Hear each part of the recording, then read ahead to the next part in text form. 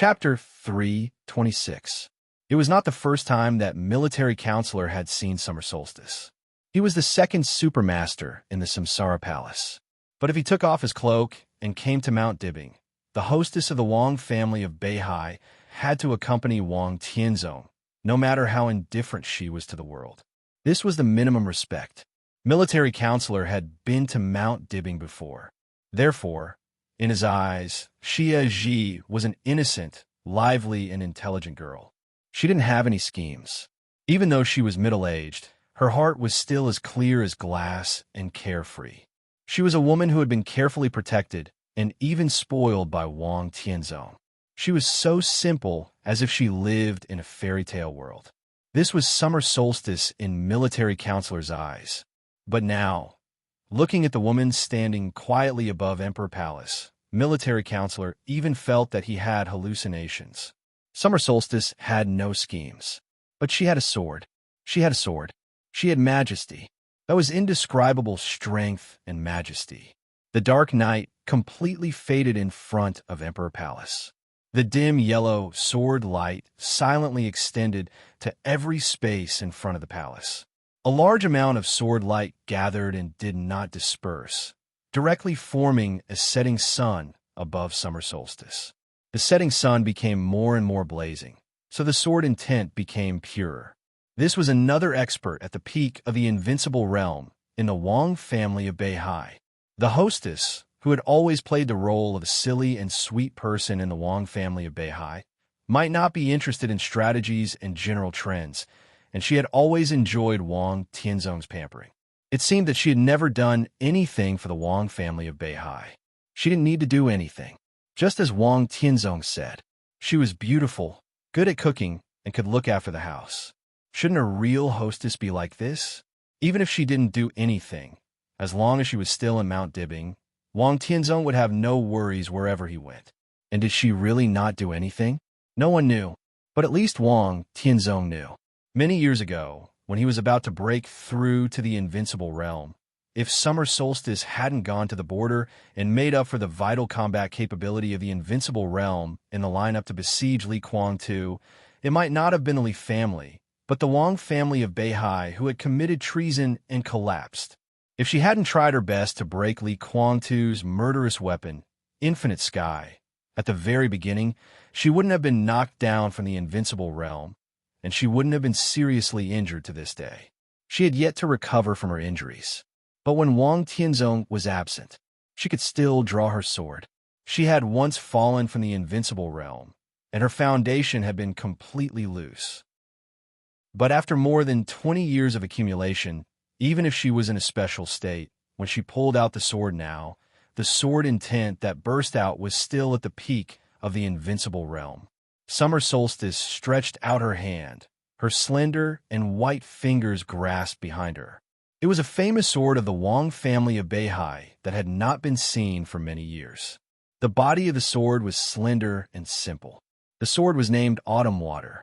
The dim yellow sword light scattered in all directions, covering every corner in front of the Emperor Hall. The men of sacrifice who were determined to die were still charging forward. Everyone recognized Xia Ji's sword. In the dim sword light, it was the 24 moves of sword belonging to the Li family. Ninth Blade Dusk. With their background, dying under this sword was truly an indescribable irony and desolation. In an instant, the lightning in the dusky world became frenzied. The blue lightning bloomed densely, as if to tear the whole dusk apart. Summer solstice's palm suddenly grasped the hilt of the sword. The sound of the long sword being unsheathed echoed over Mount Dibbing. The setting sun gathered at the end of the sword. Energy instantly leaped up again. The night had been completely dispelled. The top of Mount Dibbing was full of the dusk. The dusk gently shook. All the lightning was directly suppressed, and there was no sound. The autumn water behind summer solstice was unsheathed. The sword light was bright. The sword intent surged again. The dim yellow sword light seemed soft, but it quietly twisted the armor of all the men of sacrifice. Blood spurted out of the armor, reflecting in the dusk, which looked extremely cruel. The remaining group of men of sacrifice was still charging. Even if they were to die, they would die on the way of charging. Summer Solstice's cold and slightly dignified expression did not change at all, but her delicate eyebrows were slightly raised. The long sword Autumn Water was completely unsheathed. The sword light was brilliant. The dim dusk suddenly became chaotic and violet. High up in the sky, the setting sun gathered a lot of rich sword energy and went straight up as the bright sword light was unsheathed. The dusk dissipated in the frenzy. The light on Mount Dibbing multiplied, suppressing the lights, getting brighter and brighter. It was already late at night in Beihai Province, but Mount Dibbing lit up with real light. Sunshine, the setting sun gathered by the sword intent, had completely turned into a scorching sun. Flowers bloomed under the scorching sun. Summer Solstice's graceful body rotated wildly with the sword, like a grand but extremely dangerous dance. The monstrous sword light spread like a flower. Summer Solstice rotated faster and faster. The scorching sun in the sky had completely disappeared, and the light on Mount Dibbing was even brighter. A little flame appeared at the tip of Summer Solstice's sword. As her figure danced, the flames suddenly created a wave of fire that could cover everything. The monstrous sword light raged with a raging fire. The last group of men of sacrifice didn't even have time to do anything. They were directly swallowed by the fire wave and turned into nothingness in the sword intent all over the sky. The eighth blade, burning sky. Summer Solstice's body shook. The spreading fire began to converge toward her. On the top of Mount Dibbing, in the gathering fire, a touch of snow suddenly rose. The moment the sword light, as cold as snow, lit up, Mount Dibbing was full of thunder. The violent blue electric arcs covered everything without warning. Just at the moment when Summer Solstice withdrew her sword and relaxed. This was a real sneak attack and assassination. The means were not despicable and insidious, but the timing was just right. Saint Broke opened the alloy armor on his body. This was his fastest sword, and also his strongest sword in the state of Holy Disciple. The sword intent of this sword was still at the peak of the thunder-shocking realm, but its destructive power seemed to have entered the invincible realm. Military Counselor was a little slower than Saint. General and Duke rushed up side by side. Thunderlight. There was only thunderlight. The thunderlight all over the mountains and plains was completely connected, like a sky covering the night sky, directly shrouding Summer Solstice. Summer Solstice's dress fluttered wildly in the violent sword intent. She held Autumn Water tightly in her hand, pointed the sword down, and suddenly stabbed into the Emperor Palace under her feet. From a moment, she appeared to the present. She only made 3 sword moves. The moment the third sword move was made, Summer Solstice's aura instantly became weak. But the invisible and intangible sword intent smashed the thunder light all over the sky in an instant. The setting sun dissipated. The scorching sun dissipated. The thunder light dissipated. The top of Mount Dibbing became the purest and deepest black, and only the sword intent was whistling in the quietest darkness. The unique skill of the Wang family of Beihai. Sword of Kingwei. In the thick darkness, there was a clear sound of weapons breaking. The sword light swept over Mount Dibbing. The thunder light lit up in the darkness for a moment, and then disappeared completely. Summer Solstice tightly pursed her red lips and endured it. Her cold eyes looked directly to the east of Mount Dibbing. In the night that was restored to peace, 2 figures, each carrying a figure, staggered and disappeared into the night. The wind on Mount Dibbing blew over. The sound of the waves at the foot of the mountain also became clear. The corner of Summer Solstice's mouth moved. She couldn't help spitting out a mouthful of blood, which dyed the eaves of Emperor Palace red. She looked at her blood with complicated eyes. The sneak attack tonight was nothing to her. She was at the peak of the invincible realm. Except for the experts at the peak of the invincible realm, almost no one could hurt her. No one could hurt her tonight. However, her body could no longer bear the burden of her own sword intent.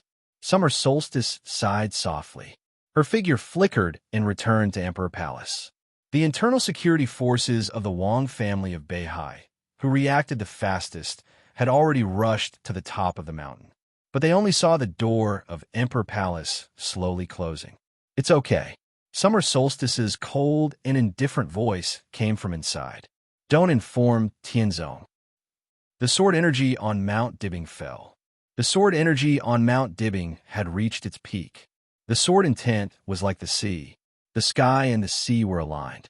In the deep and silent darkness, Mount Dibbing, West Lake, and everything else seemed to have completely disappeared. Only the turbulent sea of swords was left. Vibration. The whole Mount Dibbing was shaking under the completely violent sword intent. The whole sea of swords had gone completely crazy. The vast sword intent fell endlessly in the air, and the sword energy rose into the sky. The mighty sword shadows shuttled in every corner of Mount Dibbing.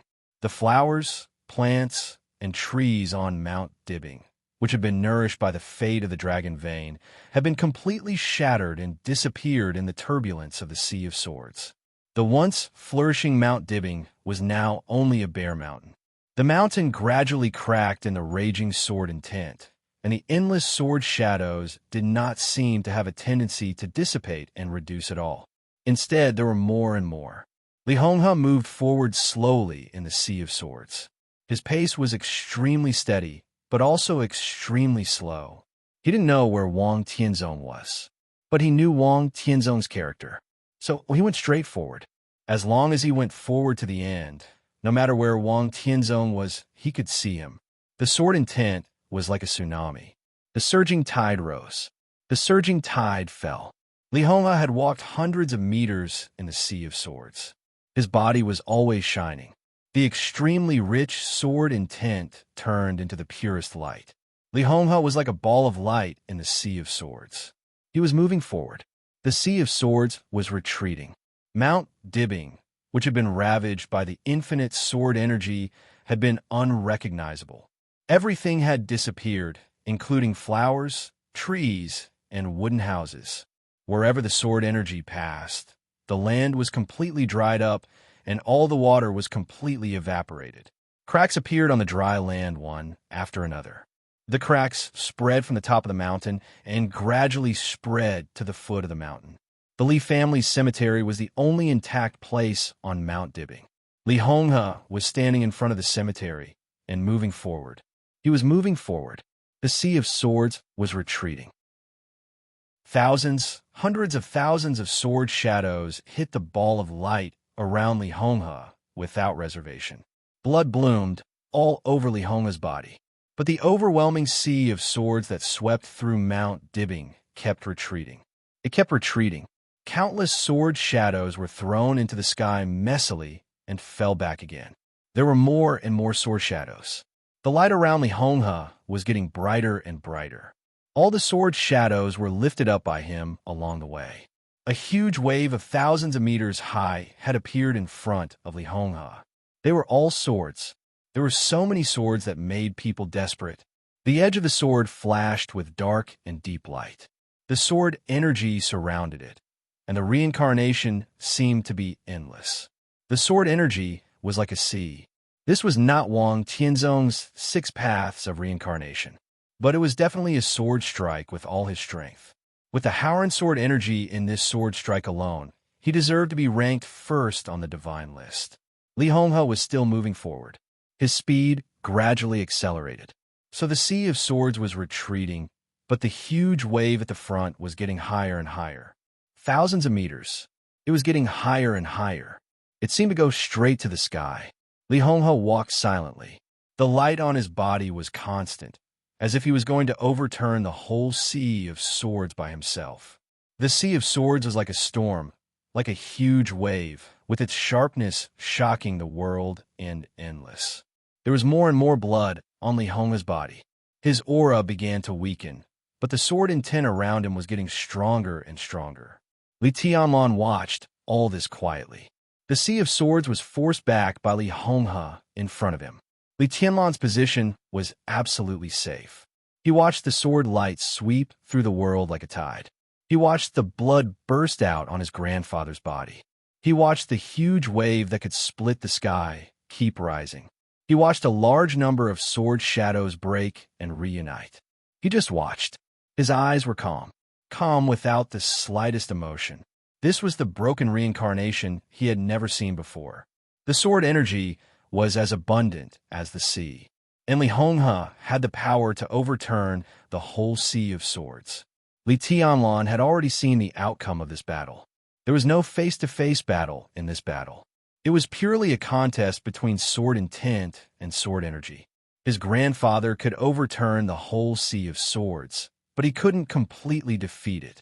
When the whole sea of swords was overturned, it was also the moment when the sea of swords was completely overturned. At that time, the sea would become the sky. The unprecedented sword intent would completely burst out in the most brilliant way. Li Tianlan didn't know what he could do at that time, but he wanted to try. He had to try. Li Honghe's speed was getting faster and faster.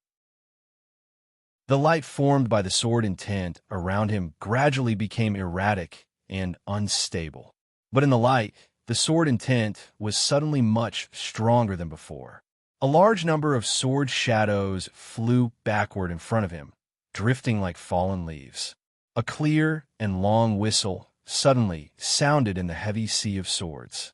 The long whistle came from the foot of Lonely Mountain, but the sound that was enough to break gold and stone reached the top of the mountain in an instant. People at the foot of the mountain climbed up. The sword shadows all over Lonely Mountain surged down the mountain at the same time. Standing in Li Honghe's position, he couldn't see Situ Sanyue at the foot of the mountain. But in an instant, he was able to grasp the changes in the sea of swords at the foot of the mountain. Brilliant, like eternal pure light, suddenly lit up on him. The extremely dazzling light shone in the endless sea of swords. Li Honghe's figure suddenly rose into the sky. His figure kept moving forward. The pure light spread unscrupulously in front of him. The whole Lonely Mountain became a world of black and white in the blink of an eye. Li Honghe's body flew in the sea of swords. He had no sword in his hand. However, his entire person had turned into the sharpest sword. Brilliant, like eternal light, was broken in the darkness. The sword intent around Li Honghe condensed, leaving only sharpness. 23rd blade, break eternity. The endless sea of swords began to go berserk like never before. The neat sword shadows were swept away by the condensed sword intent to the extreme and rushed into the sky in disorder. The sword shadows gathered like dragons and kept attacking the sword intent around Li Honghe. Then they were swept away again. The sea was undulating, and the whole sea was rising. Forward. He kept moving forward. Li Honghe seemed to have completely incarnated into a sword. The sea of swords was lifted up, and the monstrous waves rushed into the sky. Li Honghe didn't stop at all and rushed directly to the end of the sea. There was no Wang Tianzong at the end of the sea, but Li Honghe saw Situ Sanyue covered in blood. The sword shadows around Situ Sanyue were rising. The entire sea of swords rose into the air after a brief moment of chaos. One after another, the sword shadows were neatly arranged again. The sea of swords became the sky. It was a sky with a radius of thousands of meters, covering the whole Lonely Mountain. Looking up, the inverted sword shadows were dense and scattered all over the sky. Li Honghe, whose breath was constantly weakening, had only a dignified look in his eyes. There was a breeze on Lonely Mountain. The endless sword shadows in the sky shimmered in the wind. The light lit up one by one. A weak light, a sharp light, and a cold light. The light occupied all of Li Honghe's vision, like stars all over the sky. Wang Tianzong's voice finally sounded in the nothingness again. It was simple. Senior Li, goodbye. The stars began to fall. They rolled down like the collapsing and pouring Milky Way. His face changed dramatically, and he took a step forward subconsciously. A faintly discernible sigh suddenly rang out in the flourishing galaxy. Then a sword intent that was almost similar to, but not exactly the same, as the Milky Way appeared on Lonely Mountain and beside Li Honghe without warning. The Milky Way was falling. The ground lit up. The shining light could almost cover everything. The light below was as far as the Milky Way above was. The light and the falling Milky Way kept merging, neither advancing nor retreating. The dazzling light gradually became soft and cold. A slender and elegant figure appeared in front of Li Honghe and Situ Sangyue. He was bathed in light and completely protected the two behind him. The shining Milky Way was still falling. It became more and more determined. The cold and soft light enveloped the whole lonely mountain, shining and rippling against the falling character. The light was as cold as the moon, coldly accommodating the falling stars from the sky. Humph! In the high sky of the nothingness, Wang Tianzong's voice sounded again with faint anger. Fengting, are you going to intervene? Lin Fengting. Li Tianlan froze for a moment.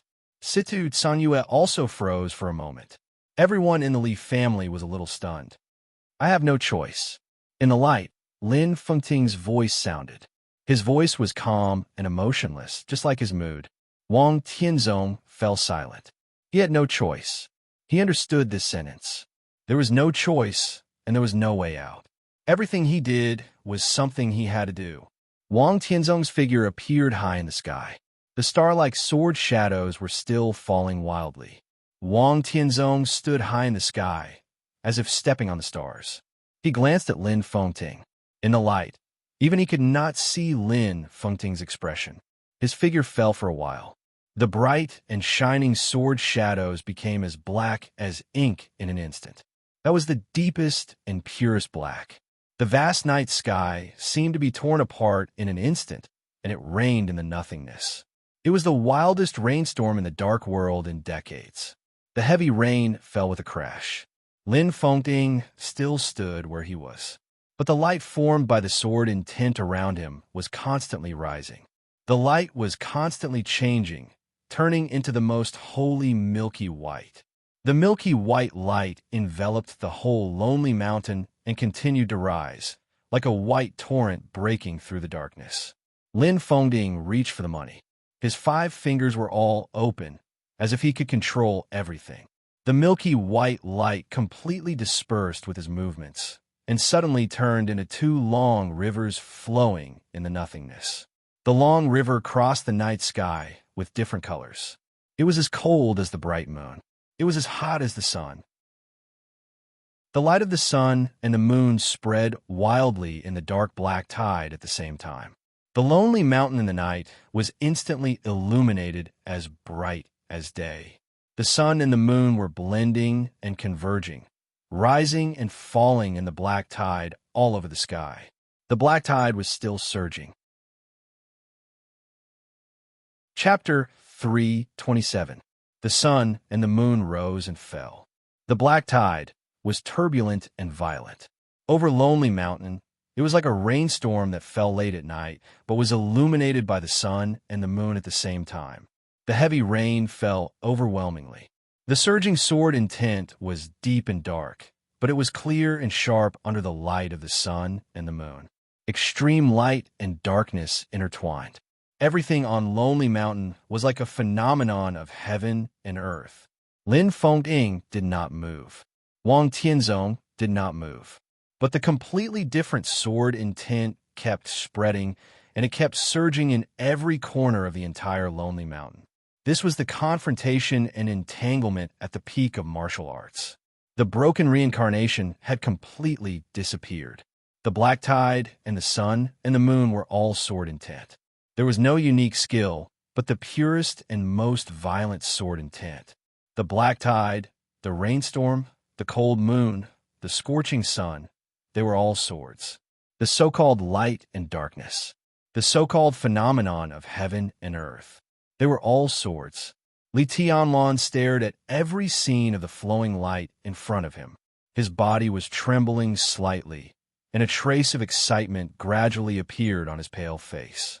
His body subconsciously took a few steps forward, and his eyes were even a little intoxicated. He could no longer see the light and darkness. There was only sword intent in his eyes. If the essence of the world was silence, if the peak of martial arts was illusion, in the silence and illusion, sword moves, sword energy, everything could not exist. In sword arts, only the purest sword intent and sword momentum were the only real. Li Tianlan's world was quiet, and his sight was all illusion. So the seemingly colorful but extremely pure sword intent became the most gorgeous and magnificent picture in his eyes. Li Tianlan sat down. If the peak of martial arts was illusion, it was meaningless to see it or not. He closed his eyes. In the blink of an eye, he directly entered the deepest level of meditation. The endless sword intent became clearer and clearer in his conscious perception. At this moment, he seemed to be touching the essence of the sword intent of the Wang family of Beihai and the Lin clan. The essence of sword intent.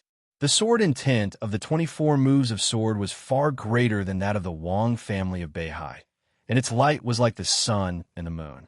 But the sun and the moon would also be silent, silent in the pure darkness. Any light that could dissipate in the darkness was illusion. Only darkness was real. Therefore, although the martial arts of the Wang family of Beihai was not as grand as the 24 moves of sword, it was far more real than the 24 moves of sword.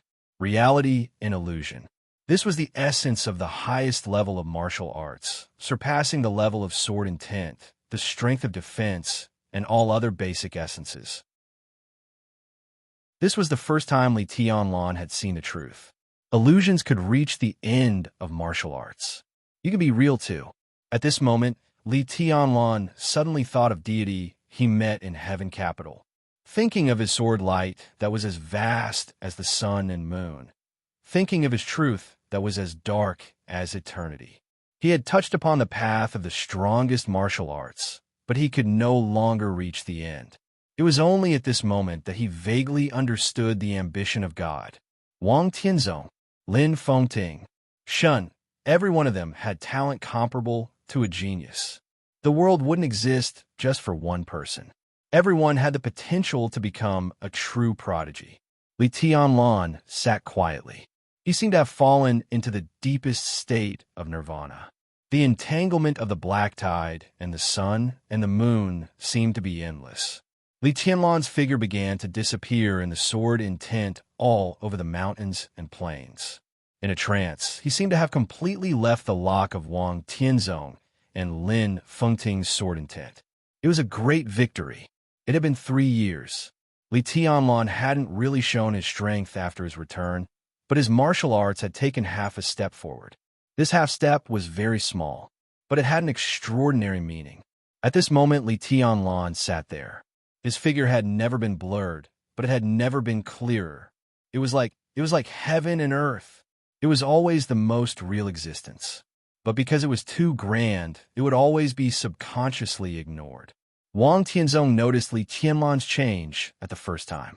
Above the black tide, a sharp and cold snort sounded like thunder. In an instant, the black rain all over the sky stopped. The rain-like sword shadows all stopped around the light of the sun and the moon. The sword shadows began to gather wildly. The sword sea turned into a starry sky. The starry sky turned into a rainstorm. The rainstorm turned into a sword sea again. All the sounds on Lonely Mountain disappeared completely. The despairing silence began to spread, and only the sun and the moon remained the same. Looking from a distance, the sword sea was like a dark halo flowing around the sun and the moon, covering the entire Lonely Mountain. Li Tianlan didn't move. Lin Fengting's expression suddenly became extremely serious. Tianzong, do you have to do this? Lin Fengting said in a deep voice. The cause of the past is the effect of today. I have no choice. Wang Tianzong's voice was cold. In fact, cause and effect were no longer important. It didn't matter whether the Li family owed the Wang family of Beihai or not. Li Honghe might feel guilty to the Wang family of Beihai, but it would not change anything. Since there was no turning back, he could only make the best of the mistake. Right and wrong could not decide everything. After all, the enemy could only be the enemy. The endless sea of swords rippled for a moment. Countless sword shadows trembled. Around the light of the sun and the moon, the sword sea formed a wave. The wave did not spread outward. Instead, it collapsed inward. In a trance, there was a storm between heaven and earth in the huge tide. An indescribable storm swept through everything along with an earth-shattering boom. The darkness began to become more real than ever. The densely packed sword shadows became extremely crazy in an instant. The storm destroyed everything in the sword shadows. The monstrous black tide rushed towards the sun and the moon in the center without any hesitation. All the sword intent poured out in the most violent way in an instant.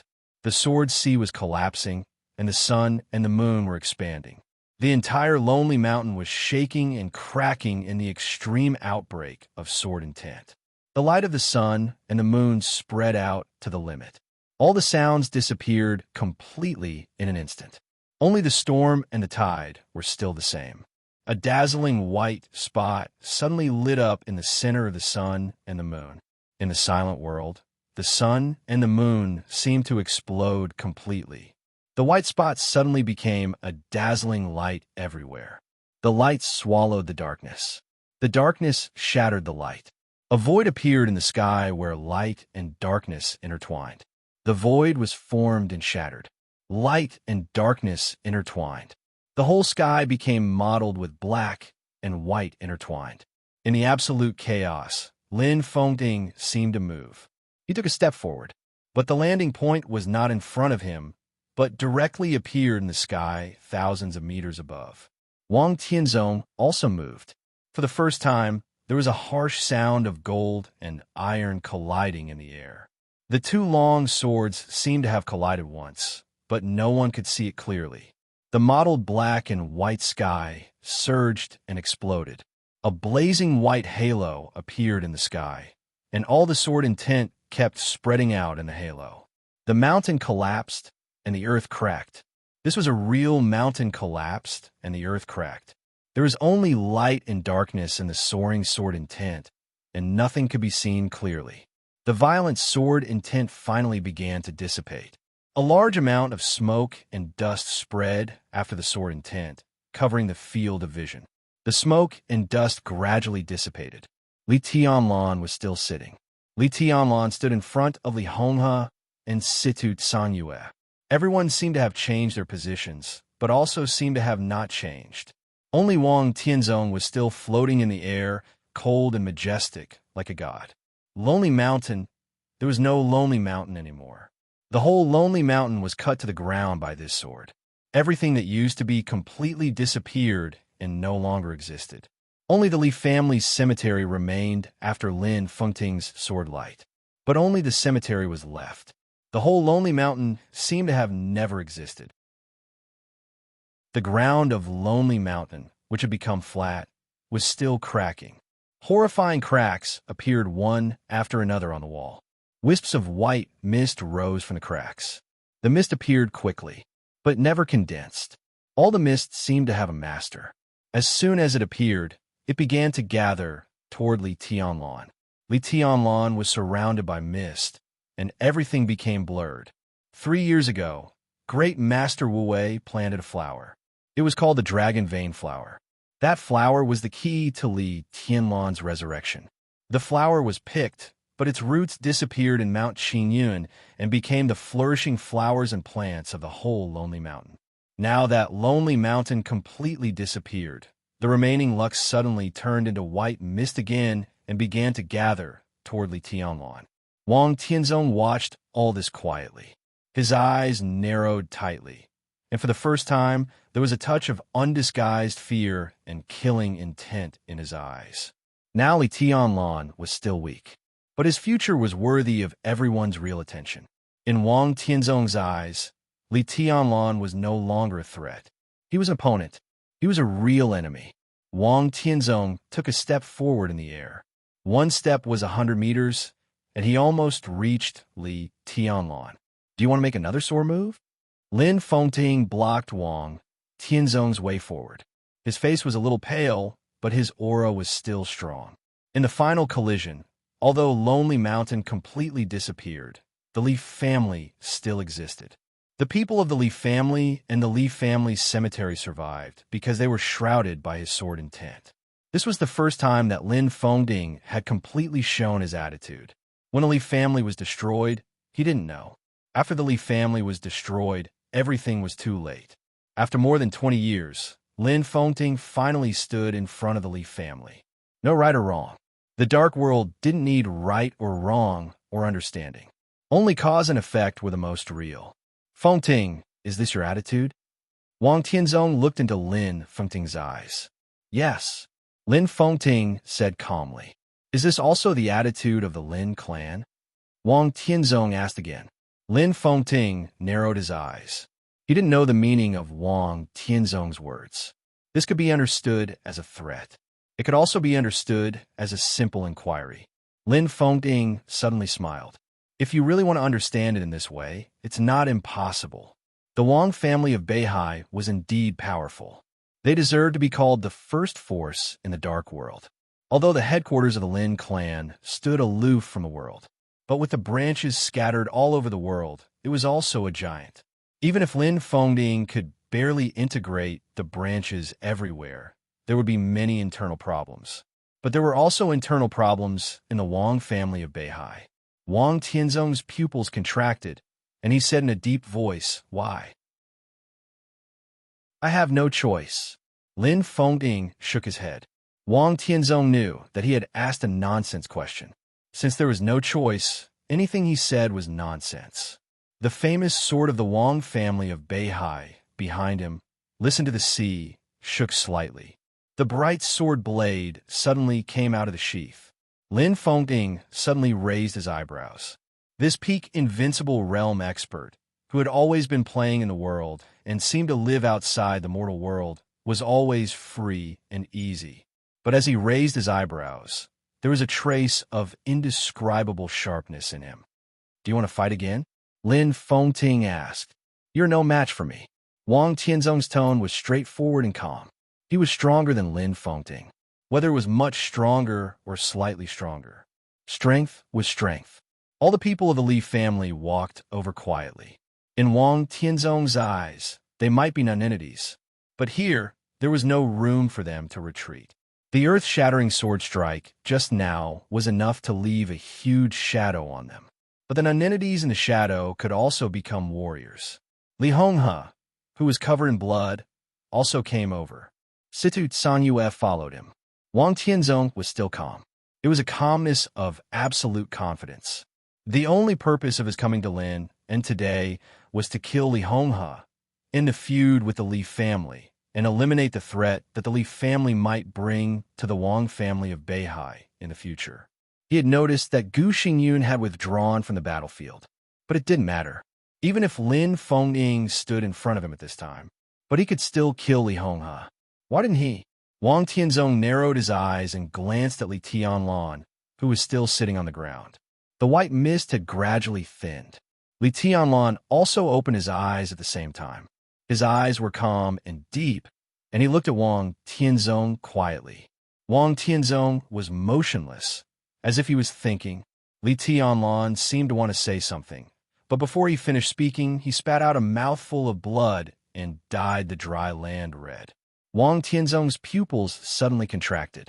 Li Tianlan reached out his hand and wiped the blood from the corner of his mouth. He chuckled and said, "Comfortable. I still underestimated you."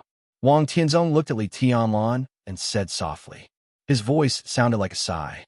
His sword intent hurt Li Tianlan at the very beginning. But the blood just now was because Li Tianlan was watching his and Lin Fengting's sword intent and hurting his mind. It was not a serious problem.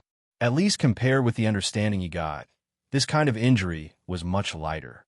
A young man in his early 20s could see the essence of the peak sword intent of swordsmanship. Wang Tianzong felt that he had underestimated Li Tianlan too much. The title of the heavenly son of Zhongzhou State did seem to be worthy of it. Wang Tianzong looked at Li Tianlan quietly. Li Tianlan saw the essence of the supreme swordsmanship. He also vaguely saw Li Tianlan's path. When did you recultivate the 4 realms of martial arts? Wang Tianzong suddenly asked. Li Tianlan's eyes slightly narrowed. 3 years ago. It only took 3 years. Wang Tianzong raised his eyebrows. It was 2 years. Li Tianlan said. Wang Tianzong's mouth twitched. The time is too short. The foundation is unstable. There is still time in the future. Li Tianlan's tone was calm. Wang Tianzong had nothing to say. He recultivated the 4 realms of martial arts in 2 years. Li Tianlan's foundation was indeed unstable. But Li Tianlan took the 4 realms of martial arts as the most basic foundation and starting point, directly jumped out of the 4 realms of martial arts, and embarked on a new path.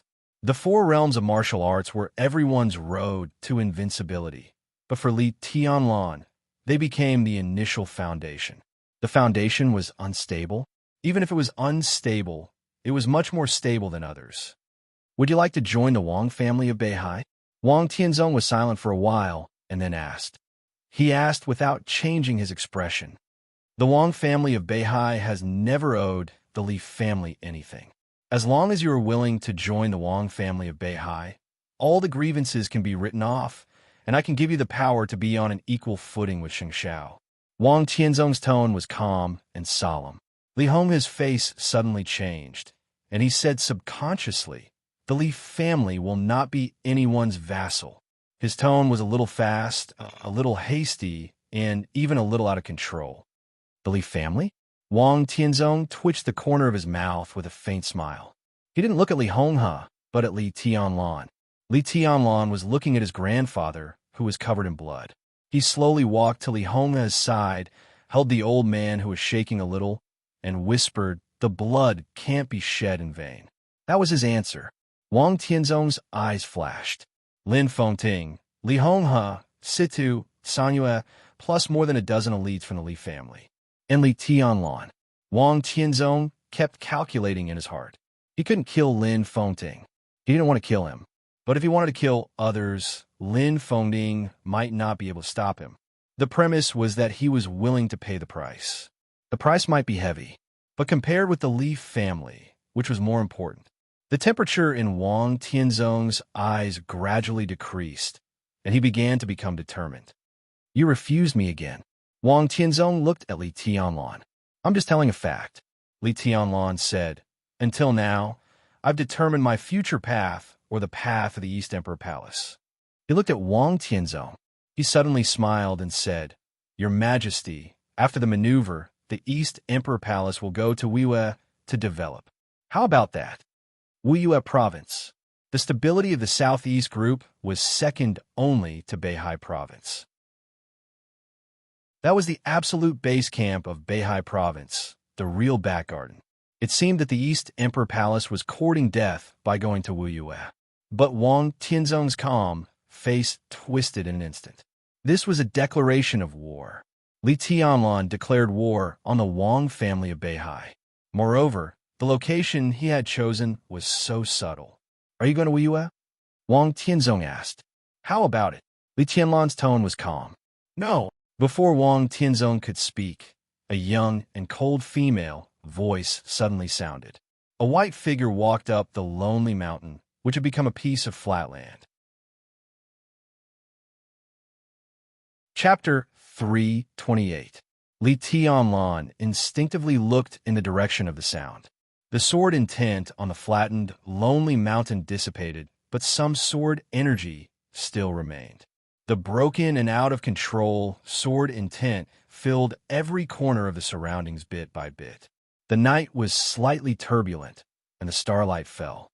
Everything in sight was a little blurred in the faint light. In his sight, the long white dress gently fluttered in the night breeze, with a delicate fragrance that Li Tianlan was familiar with but almost forgotten. In a trance, this picture was as beautiful as the most beautiful dream. Li Tianlan froze in place. His heart beat wildly, and his mind was blank. He stared at the figure getting closer and closer to him. Qin Wei Bai. Li Tianlan had imagined the scene of the two meeting again many times. But in any case, he did not expect that when he was most unprepared, she would appear in front of him so suddenly and naturally. His body was stiff, and the corners of his mouth trembled slightly, but he could not say a word. The residual broken sword energy all over the sky was still a scenery in his eyes.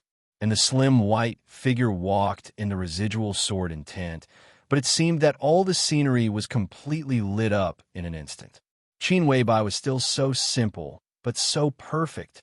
Her long hair was tied up, and a green emerald hairpin was inserted in her hair casually. It swayed with her hurried footsteps with intoxicating brilliance. Lonely Mountain, which had been razed to the ground by a sword, was desolate and dilapidated. The sword energy drifted around casually. The bare and almost dead land did not hide her charm at all. Instead, it made her look more dreamy and dazzling. She walked to Li Tianlan. Everything became clear. A clear face. A clear, delicate fragrance. She looked at Li Tianlan. It was a beauty and gentleness that could topple the night sky and make the stars dim. Her eyes were still a little eager, but she always paid attention to her tone. "You can't go to Wu Yue," she said softly, not forcefully, but with a kind of softness similar to coquettishness. Li Tianlan looked at Qin Weibai motionlessly. It had been 3 years since the final battle of Heaven Capital. He had never seen her again, nor had he heard from her. It was just like when she walked into his world quietly and left without saying a word. Li Tianlan felt that he could only accept everything she did. He could not refuse her approach, nor could he stop her from going away. He could only accept it. Li Tianlan took a deep breath and looked at Qin Weibai, who appeared in front of him again. She was so close. She was so close that as long as he reached out, he would be able to pull her into his arms. She told him not to go to Wu Yue. The corners of Li Tianlan's mouth moved. His voice became extremely dry, emotionless, and even devoid of warmth. "Why?" he asked. Qin Weibai's face suddenly turned pale. Wang Tianzong and Lin Fengting raised their eyebrows at the same time. What Li Tianlan asked was why. Not why. It was a difference of one word, but it was two completely different emotions. "I don't want you to go to Wu Yue," Qin Weibai whispered. Li Tianlan smiled. "You don't want to..." He recalled everything about him and Qin Weibai. She wanted to walk into her own world, so she became her own woman. She wanted him to enter Sai City, so she became the young governor of Sai City. She wanted to distance herself from him. As a result, the several heavenly kings of Samsara and Tiandu quietly disappeared before the decisive battle. After the decisive battle, she didn't want to have the slightest connection with his future, so she completely cut off all connections between him and her. Now she appeared in front of him again and said that she didn't want him to go to Wu Yue. She expressed what she wanted or didn't want in the most direct way, which was sometimes gentle, but sometimes so cruel. Li Tianlan suddenly found himself so powerless. He couldn't resist Qin Weibai's gentleness, nor could he stop her cruelty. He didn't like this feeling of being controlled, approached, and abandoned from beginning to end. He never had the feeling of being in charge. He didn't understand Qin Weibai's choice every time, but he really cared about her too much. The more he cared about her, the more dissatisfied he was. Li Tianlan's heart gradually became quiet. He felt that his body began to cool down inch by inch from his fingertips. His limbs, torso, heart, and even his voice became extremely cold. "Who are you?" He looked at Qin Weibai and asked. This sentence was like an extremely sharp knife, cutting open his chest in an instant and leaving a bloody scar on his heart. It hurt, but it was almost twisted with pleasure. "My future has nothing to do with you. Then when you stand in front of me, who are you? Who are you?" Qin Weibai's face suddenly lost all the blood. Li Tianlan turned directly, looked at Wang Tianzong, and said word by word, "I will go to Wu Yue after the maneuver." "No," the pale Qin Weibai said again. "You can't go to Wu Yue. You will die." "Who are you?" Li Tianlan didn't look back and asked the same question. This cruel question seemed to be dripping blood. "I'm your wife. I won't let you go to Wu Yue. You can't go." Qin Weibai bit her lip and took a step forward, directly hugging Li Tianlan from behind. "Don't be angry with me, okay? I won't allow you to go to Wu Yue, please." She pulled Li Tianlan hard with her small hands, as if she wanted to turn his body around. "Hug me. I won't make you angry in the future." Li Tianlan's body trembled slightly. He tried to maintain his inner anger and resentment, but the delicate fragrance around him seemed to have magic power. It completely destroyed all his reason, his anger, his confusion, and his determination in the first place. Everything became no resistance in front of Qin Weibai. Li Tianlan suddenly turned around and held Qin Weibai in his arms. Completely ignoring other people's gazes, he held Qin Weibai's small face and kissed her directly. Qin Weibai's body stiffened for a moment. Then she obediently reached out and put her arms around his neck, responding carefully. A blush as bright as the morning glow quietly climbed up her face. Li Tianlan's unconscious movement messed up her long hair that was tied up. The turquoise hairpin slipped out of her hair and fell on the dry land. Wang Tianzong, Lin Fengting, Li Honghe, and Situ Sanyue, the four people's eyes almost followed the turquoise hairpin from top to bottom. The hairpin rolled on the ground. As Li Tianlan moved forward, Qin Weibai raised a small foot and directly stepped on the hairpin. The corners of the four Invincible Realm experts' mouths twitched at the same time.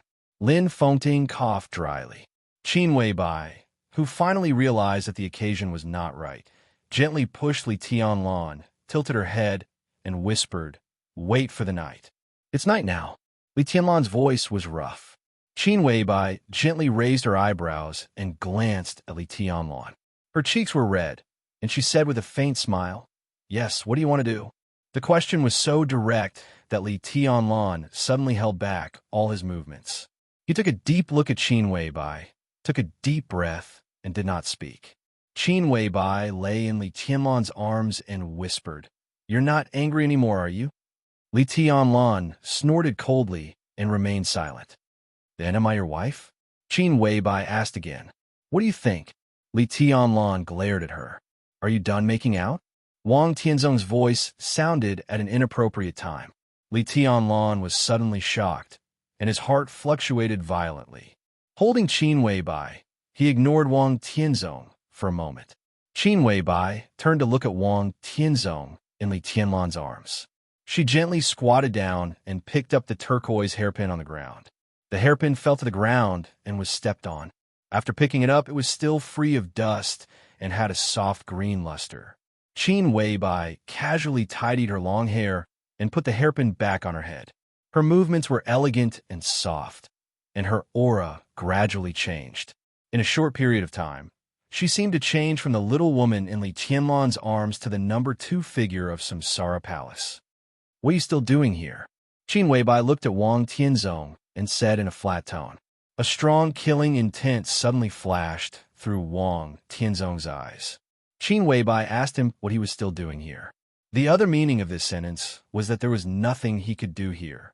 Wang Tianzong looked at Qin Weibai. Qin Weibai was still held in Li Tianlan's arms, but she was no longer the little woman who was nervous and a little careful just now. Qin Weibai in Li Tianlan's arms was as strong and cold as a queen at this moment. Wang Tianzong looked at the turquoise hairpin in Qin Weibai's hair. The green light of the hairpin swayed. It carried a faint but extremely clear glow. Wang Tianzong took a deep breath.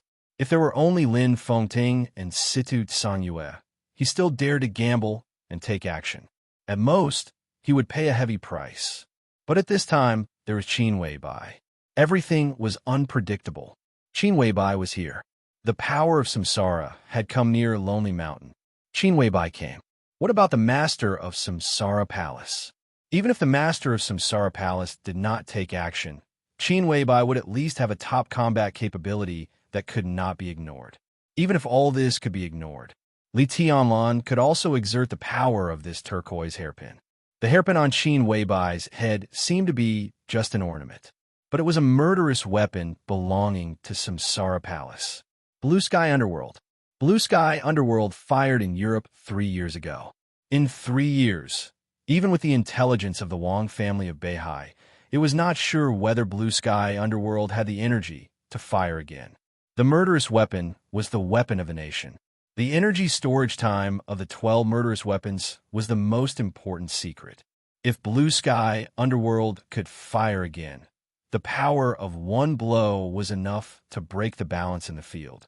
Ow! is Gu Xingyan. Wang Tianzong suddenly glanced at Situ Songyue and asked.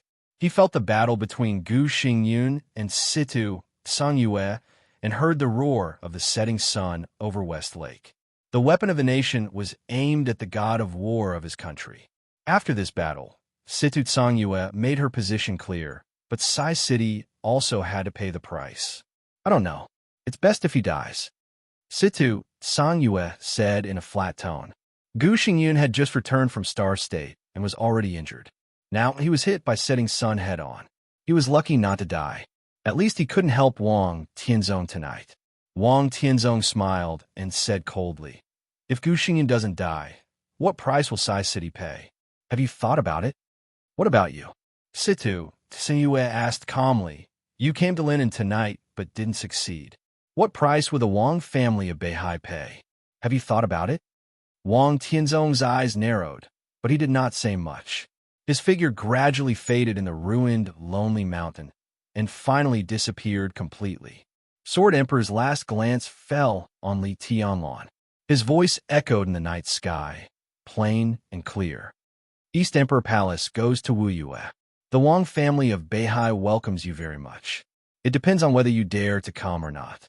Qin Weibai and Li Tianlan's arms suddenly tightened and looked at Li Tianlan nervously.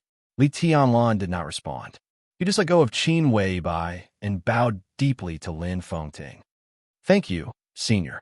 He bowed to Situ Songyue again and said respectfully, Thank you, Governor. Qin Weibai stood beside Li Tianlan and bowed to the two with him. Lin Fengting calmly accepted their bows.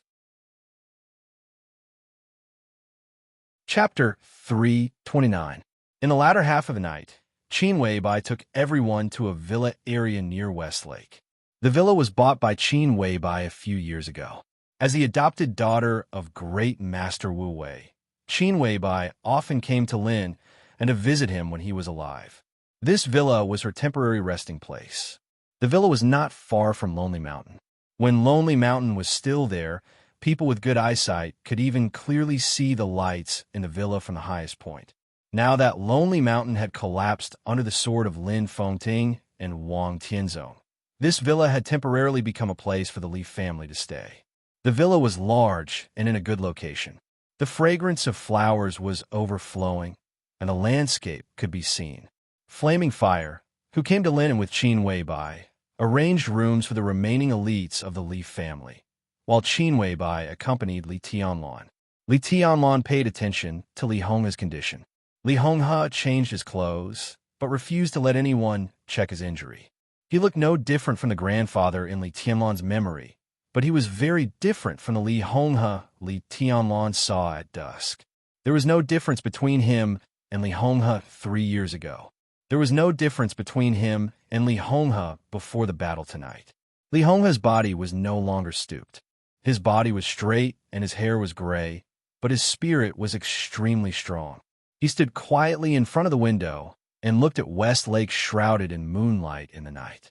He seemed to be much younger all of a sudden, giving people a very tall and straight feeling. The more beautiful the surface was, the more fragile the inside was. The worry in Li Tianlan's eyes grew stronger. I'm fine. Noticing his grandson's gaze, Li Honghe smiled and said slowly, You know my state. For me now, the injury is not important. As long as I'm alive, I'll be fine. Li Tianlan walked to Li Honghe's side and looked at his still ruddy and even glowing face. How is it? Li Tianlan asked seriously. It's fine. Li Honghe was silent for a moment and gave a simple answer. What about the specifics? Li Tianlan pursued him relentlessly. Tianzong's sword completely shattered the foundation of my martial arts. But at the same time, it also shattered the sword intent that I had accumulated for countless years. My foundation is completely loose, and when my body loses balance, my strength will grow faster and faster. But now I almost have no sword intent, so even if my strength grows very fast, it will not burst my body for the time being. I still have some time to live. Li Honghe laughed at himself and said, In this case, maybe I will live a little longer than before. It's not a bad thing that I can live. Li Tianlan was silent and didn't seem to know what to say for a moment. I'm afraid I won't be able to help you much in the future. Li Honghe looked at Li Tianlan and said with a smile, but I'm relieved that you have Qin Weibai by your side. Even if I die now, I won't have anything to worry about. Tianlan, I've left you a gift both inside and outside Zhongzhou State. This is the last thing I can do for you. What gift? Li Tianlan raised his eyebrows. After your maneuver is over, you will slowly get in touch with it. Li Honghe said softly. He took a deep look at Li Tianlan and patted him on the shoulder. I feel guilty to you, so when you get the gift, you don't have to thank me. He looked in the direction of Lonely Mountain. Lonely Mountain had disappeared. The old man shook his head. It's a pity for Lonely Mountain. Lonely Mountain will be rebuilt. Li Tianlan said softly. Li Honghe said yes with a smile and suddenly asked, Do you still hate the Wang family of Beihai? Li Tianlan was stunned. I don't, he said softly. In fact, I have never hated the Wang family of Beihai. I don't even hate Kunlun City. This is the truth. I don't think they did anything wrong. To the Wang family of Beihai, to Wang Tianzong, he really didn't feel bad. He admired Wang Tianzong's strength, respected his bearing, feared his strength, and sighed with the foundation of the Wang family of Beihai. Only occasionally, he would think of the Wang family of Beihai's indifference. The Wang family of Beihai did not stand idly by. It was the Li family who took the lead in peeping at the Wang family of Beihai. But it didn't matter. All the affection and all the grievances were settled with the battle of Li Kuangtu's treason. No matter how affectionate and righteous the Wang family of Beihai was in Li Qianlan's current position, they were opponents and enemies. Li Tianlan didn't want to judge their good or bad, because it didn't make any sense at all. If he were Wang Tianzong, he would have made the same choice. If he were Gu Xingyun, he would have also set off the treason war on the border. But he was Li Tianlan now, so he must consider the problem from the standpoint of the Li family. There was no absolute right or wrong, only different positions. That was all. They are not wrong, and neither are we. Li Tianlan said softly, Since we are enemies, let's be pure and not talk about grievances. Li Honghe nodded and said quietly, That's good. Both the Li family and the Wang family could not turn back. After tonight, even if there were grievances, they would be written off. When summer solstice smashed the Li family's murderous weapon, Infinite Sky, her martial arts foundation was broken by Li Kuangtu, and she fell from the invincible realm. Tonight, Wang Tianzong returned Li Honghe's sword and also broke his foundation, making him fall from the invincible realm. Lin Fengding saved the Li family, but he did not stop Wang Tianzong from ending the last cause and effect between the Wang family and the Li family. After tonight, the debt between them would truly be cleared. Qin Weibai and Situ Tsangyue were together. In the spacious bedroom, the hidden god of Zhongzhou State's clothes were almost all undone, and she was lying on the bed, almost naked. However, such a charming scene was not erotic, but a little shocking. Situ Tsangyue was slowly bleeding all over her body. The tiny blood vessels almost completely dyed her white and tight skin, although she was no longer young. At first glance, Situ Tsangyue's body seemed to be entangled with countless red threads. Qin Weibai took a towel to deal with the wounds on Situ Tsangyue's body, and at the same time, applied the powder little by little. Situ Tsangyue's body was covered with small wounds. The wounds were not deep, but there were a lot of them. Now, as the powder was applied, some of the small wounds began to heal gradually. Flaming Fire was arranging rooms and preparing food for the people of the Li family. Only Qin Weibai could clean Situ Tsangyue's wounds. They are all skin wounds. It's not a big problem.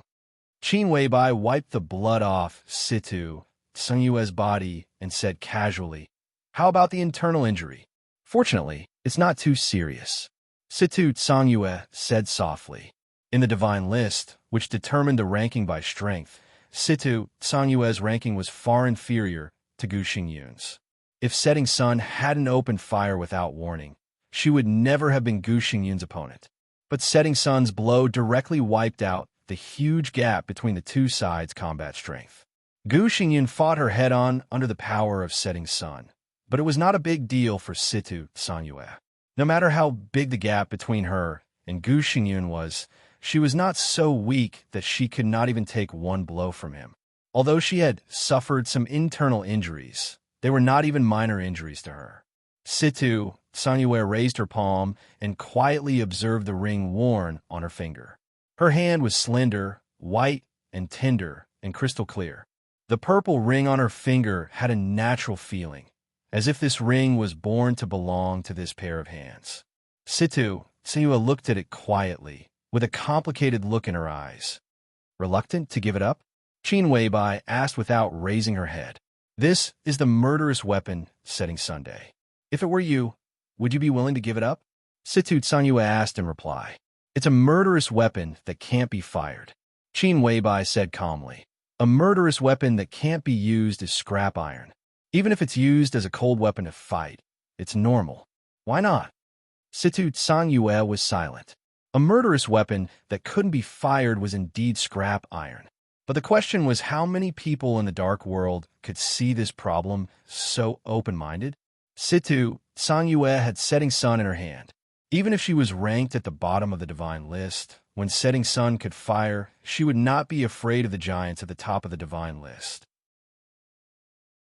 For an invincible realm expert, a murderous weapon meant an absolute huge improvement in combat strength. How is Gu Xingyun's injury? After dealing with Situ Sanyue's injury, Qin Weibai asked in a low voice. Situ Sanyue put on her clothes silently and thought carefully. She knew Qin Weibai's plan, so she also knew the importance of this problem. He should not die. Situ Sanyue said, but I'm not sure if Gu Xingyun can stay in the invincible realm. But even if he can stabilize his realm, it will take a long time to stabilize his injury. This is the best result. It's indeed the best result. Qin Weibai was silent for a while and whispered, in that case, there's no need to be reluctant. Even if Setting Sun is given to Kunlun City, so what? It won't be long before Tianlan gets it back. Situ Sanyue was still reluctant, but she still nodded. The moment Setting Sun fired and the purple light burst, Situ Sanyue already knew the result. Tonight's battle was a conflict in the dark world and also a grudge between the superpowers. But in the end, this was Zhongzhou State. The Wang family of Beihai, the Li family, Kunlun City, Sai City. It was not an exaggeration to say that this battle was an internal strife in Zhongzhou State. The Dark World and the Special Warfare System were just a part of Zhongzhou State. In this world, individual strength was important, but it was definitely not everything. Even someone as strong as Wang Tianzong could not sweep the world alone.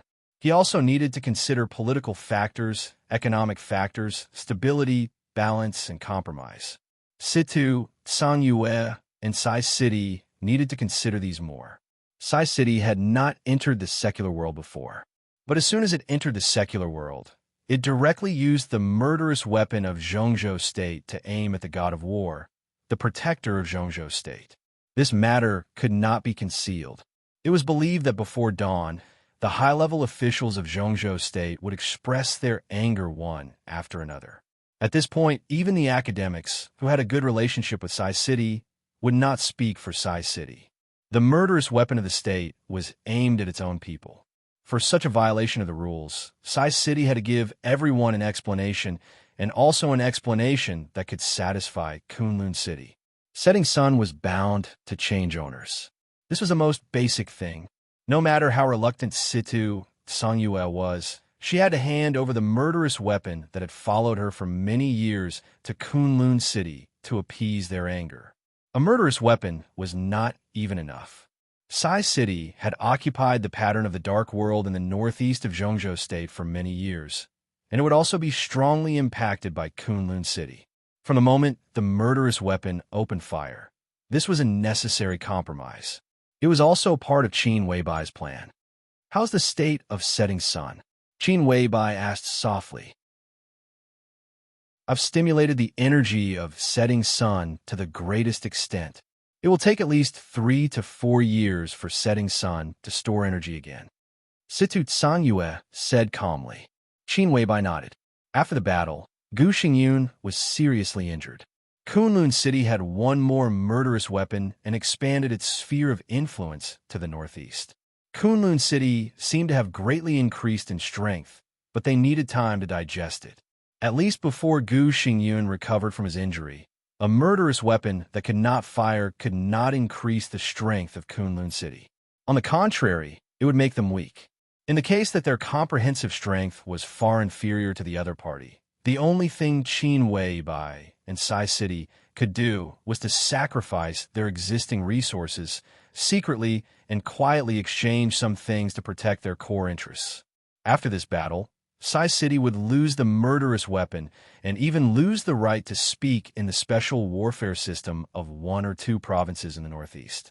After paying these prices, the core interest they needed to protect was undoubtedly Li Tianlan. There were gains and losses. Everything is temporary. Qin Weibai looked at Situ Songyue and said. Situ Songyue nodded and suddenly asked, "What did the Wang family of Beihai say?" Li Honghe was the former god of war of Zhongzhou State. Although Li Kuangtu's treason had dimmed the glory of the Li family, Li Honghe was still one of the veterans of Zhongzhou State and had a highly respected status. Situ Songyue should not have aimed the murderous weapon at Gu Xingyun. But Wang Tianzong should not have taken the initiative to attack the former god of war of Zhongzhou State. If Li Honghe died tonight, everything would be out of the question. But now Li Honghe was alive. It was believed that many people in Zhongzhou State had something to say. The Southeast Group must also pay the price for what Wang Tianzong did tonight. The Li family was bound to get compensation. That was the rule. Everyone was abiding by the rule. I don't know. I'll listen to Tianlan. He can get whatever he wants. Qin Weibai smiled and said, "Now, our distinguished guests should be on their way. You did all this for him." Situ Songyue looked at Qin Weibai with complicated eyes. "Is it worth it?" She paused and continued to ask, "Have you ever regretted it?" Qin Weibai's body stiffened for a moment. "No, it's worth it," she whispered, but her tone was full of firmness. After tonight, the plan that had been planned for many years would begin, and everything would be irreversible. Li Tianlan's East Emperor Palace would gradually be perfected and eventually form a real prototype after the maneuver. It was not until this moment that Qin Weibai was sure that she had really done everything she could do. All of it. She created a paradise for the man she loved most. At the same time, she created a hell for herself. Qin Weibai suddenly smiled and asked softly, "Have you ever regretted falling in love with Li Kuangtu?" Situ Songyue froze for a moment and looked at Qin Weibai. Qin Weibai's eyes were quiet and deep. Situ Songyue shook her head and said no. This was respect for his feelings and also respect for himself. Even if Li Kuangtu really committed treason, even if Li Kuangtu was really heinous. But for anyone, no matter what the nature of the person he fell in love with, no matter what happened later, as long as he loved, there was no need to regret. Just because he loved. When Qin Weibai went downstairs and returned to the living room, Li Honghe had already gone upstairs to rest. Li Tianlan was still sitting in the hall. Lin Fengting, who had left soon after arriving at the villa, reappeared in the hall. Beside him sat a handsome young man with almost the same temperament as him. The three were chatting casually. Qin Weibai went downstairs quietly and came to Li Tianlan's side. Lin Fengting glanced at her and said with a smile, "Boss Qin, let me introduce you. This is my son, Lin Yuxian. You're all young people. You should support each other in the future. Yuxian, this is Qin Weibai, Boss Qin. Call her sister." Lin Yuxian came to Lin, and with Lin Fengting. Lin Fengting arrived at Lonely Mountain first. Lin Yuxian did not catch up with the last earth-shattering sword, but was brought here by Lin Fengting. Lin Yuxian stood up with a smile and looked at Qin Weibai. He lost his composure for a moment and then calmed down again. However, he did not dare to take the initiative to reach out. He just scratched his head and said with a smile, "Sister Qin, I am Lin Yuxian." "What's Sister Qin? Call me sister." Lin Fengting frowned. Lin Yuxian looked at his father strangely and then said with a wry smile, "Sister." Qin Weibai nodded with a smile. She took Li Tianlan's arm and sat beside him. She chuckled and said, "This is my husband. You should all know him. A playful smile flashed across Lin Fengting's mouth. Lin Yuxian immediately understood what Qin Weibai's unnecessary introduction meant. He looked at Li Tianlan and felt a little embarrassed. He called Qin Weibai's sister. What was his sister's husband? This boy. When they met for the first time, he called him Brother Lin. Li Tianlan was also a little embarrassed. He quietly glared at Qin Weibai. Qin Weibai smiled and was as beautiful as a flower. Li Tianlan just wanted to speak, but Lin Yuxian had already taken the initiative to speak. He reached out his hand as formally as they had just met for the first time. Brother-in-law, hello. Brother Lin, you are too polite. Li Tianlan held Lin Yuxian's hand and said with a wry smile, we'd better call each other separately. You're older than me. Brother-in-law is brother-in-law, not according to your age. Lin Fengting interrupted Li Tianlan's words. Don't take advantage of me. That's it.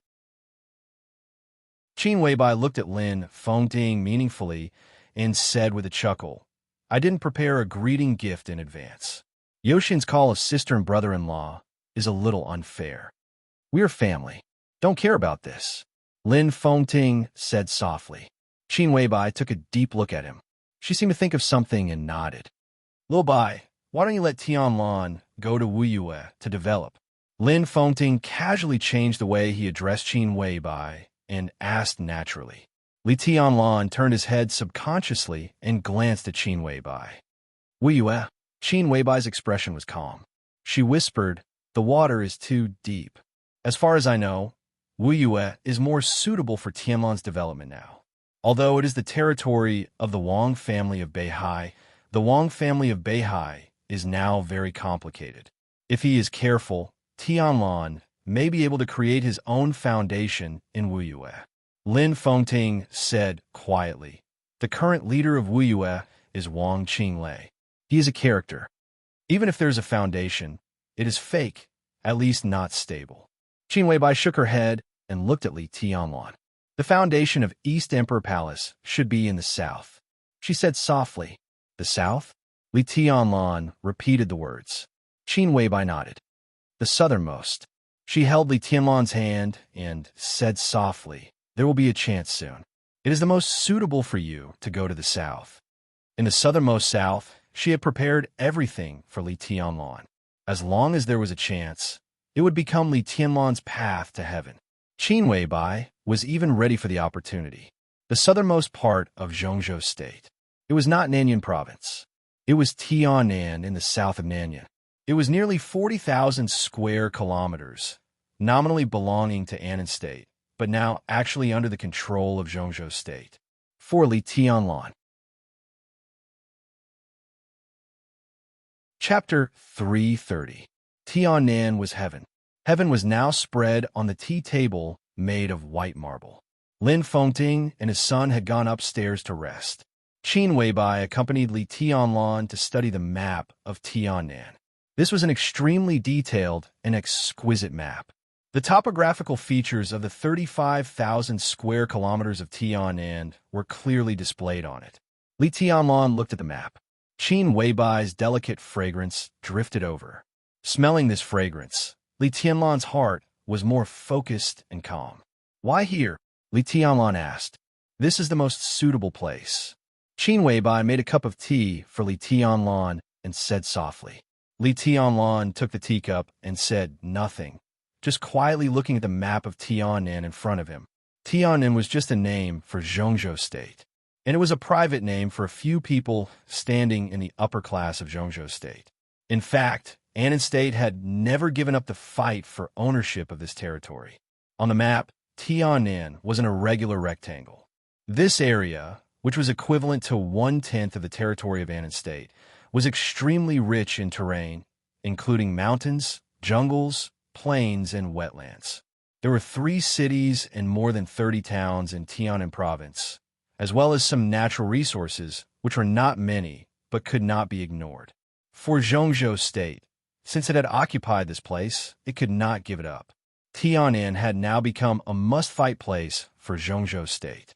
And the must-fight place for Zhongzhou State. In Annan State, it must be protected. If it were not for the inexplicable war between the superpowers and the Dark World, today's Tianan should have been the focus of all kinds of contradictions in the Dark World. Now, there were two representative forces stationed in Tianan. One was the Anan rebel army, played by the Wang family of Beihai. In the border war 3 years ago, Anan State cooperated with the 5 superpowers to invade the border of Zhongzhou State in the name of the rebel army. Now, this name had been used by Zhongzhou State for a long time. The elites of the Thunderbolt Battalion were traded to the Wang family of Beihai by the Dongxing clan. Wang Tianzong handed the Thunderbolt Battalion to Di Jiang and asked him to be stationed in Tianan. The reason that Zhongzhou State gave Anan State was also very fair. Anan State said that there was an uncontrolled rebel army in the country.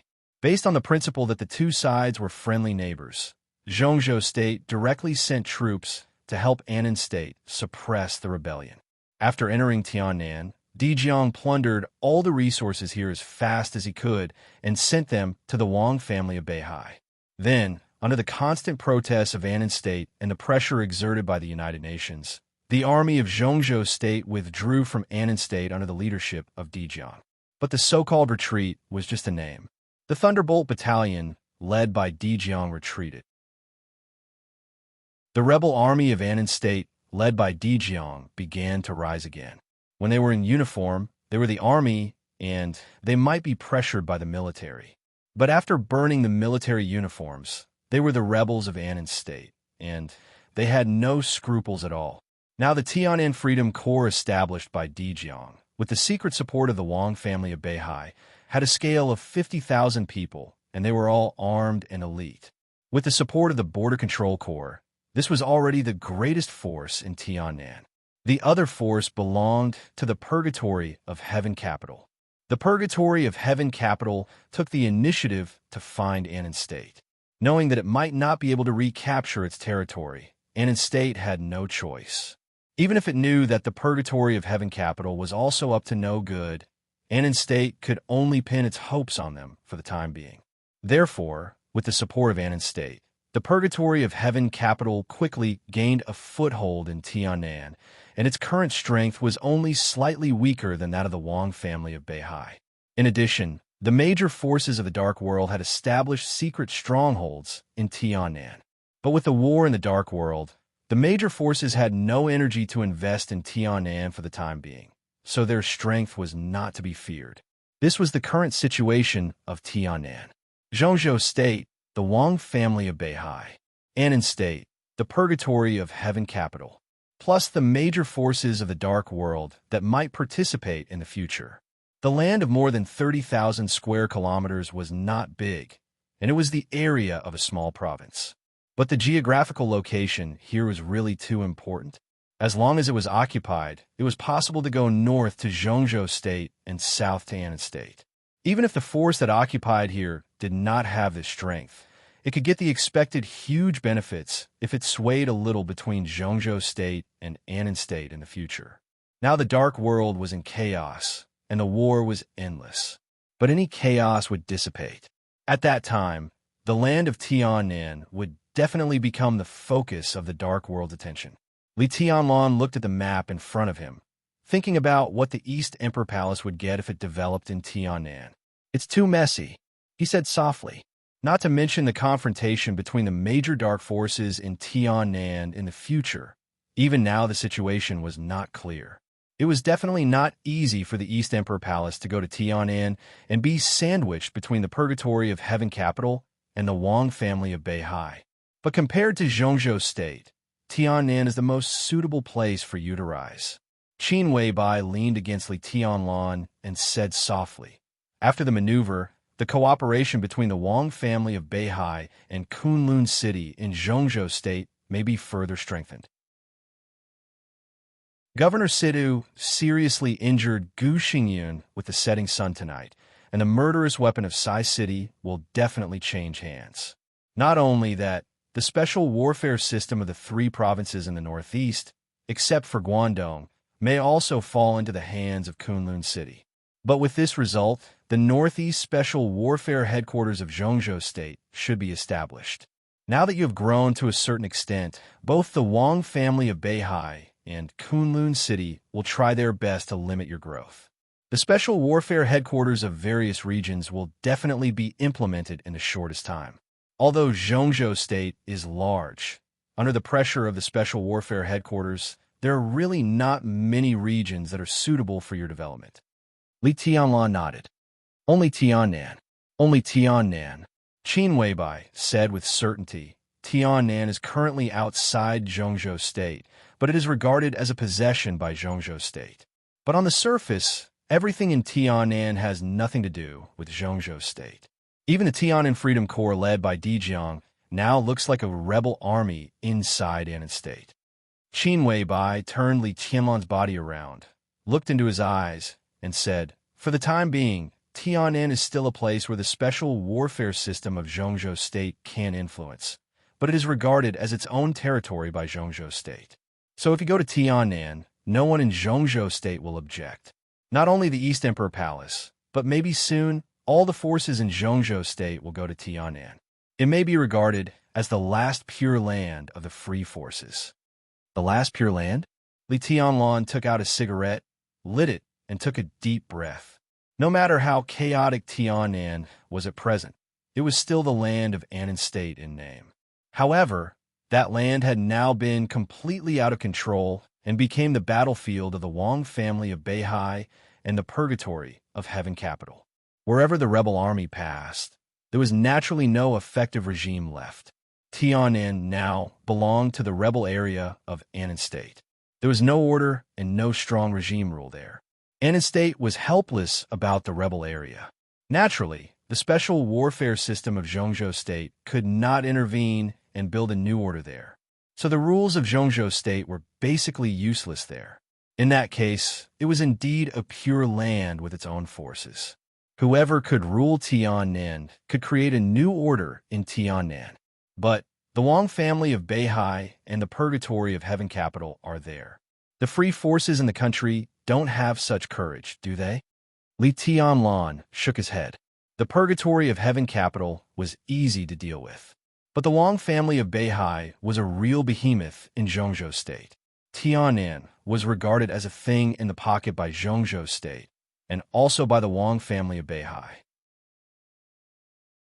The free forces of Zhongzhou State went to Tiannan province without the permission of the Wang family of Beihai, which was tantamount to snatching meat from the Wang family of Beihai. Who had the guts to do that? Now, they don't have such courage, but soon they will. Qin Weibai smiled. If there are major problems inside the Wang family of Beihai, and they can't take care of themselves, can they still take care of the interests of Tiannan?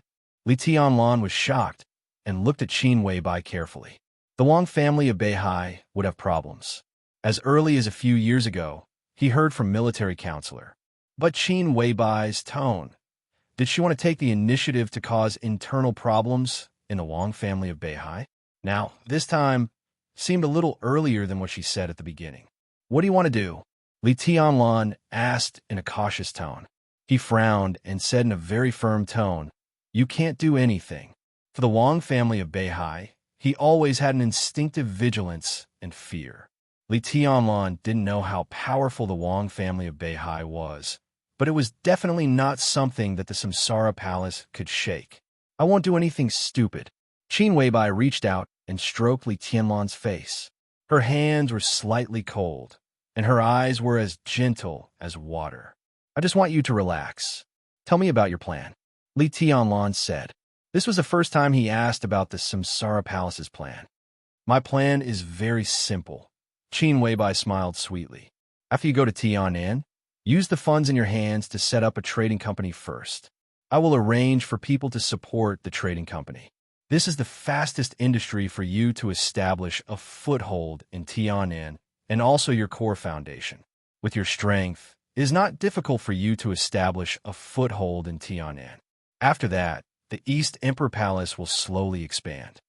Tianlan, have you ever thought about what kind of position Zhongzhou State will give you when you return to Zhongzhou State with more than 30,000 square kilometers of land in the future? There was a very shining light in Qin Weibai's eyes. It was a kind of persistence with strong expectation and longing. But Li Tianlan's heart slowly sank. What he wanted to hear was Qin Weibai's plan, not the future of the East Emperor Palace. The future of the East Emperor Palace was too simple in Qin Weibai's narration. It was so simple that Li Tianlan couldn't detect what Qin Weibai had arranged behind his back. Qin Weibai took off the green hairpin on her head and put it in Li Tianlan's hand. She whispered, "This is for you. Trade is your foundation in Tiannan, and this is your trump card in Tiannan." Li Tianlan was suddenly shocked. He didn't have to think to know what this hairpin was. He had a falling stars on his wrist. When the brave soldiers were close to each other, they would completely sense each other. In short, the murderous soldiers' energy storage time would be accelerated. The hairpin in Qin Weibai's hand was undoubtedly blue sky underworld of the Samsara Palace. Giving away the murderous weapon, Qin Weibai was not only generous, but most importantly, where did she get the power?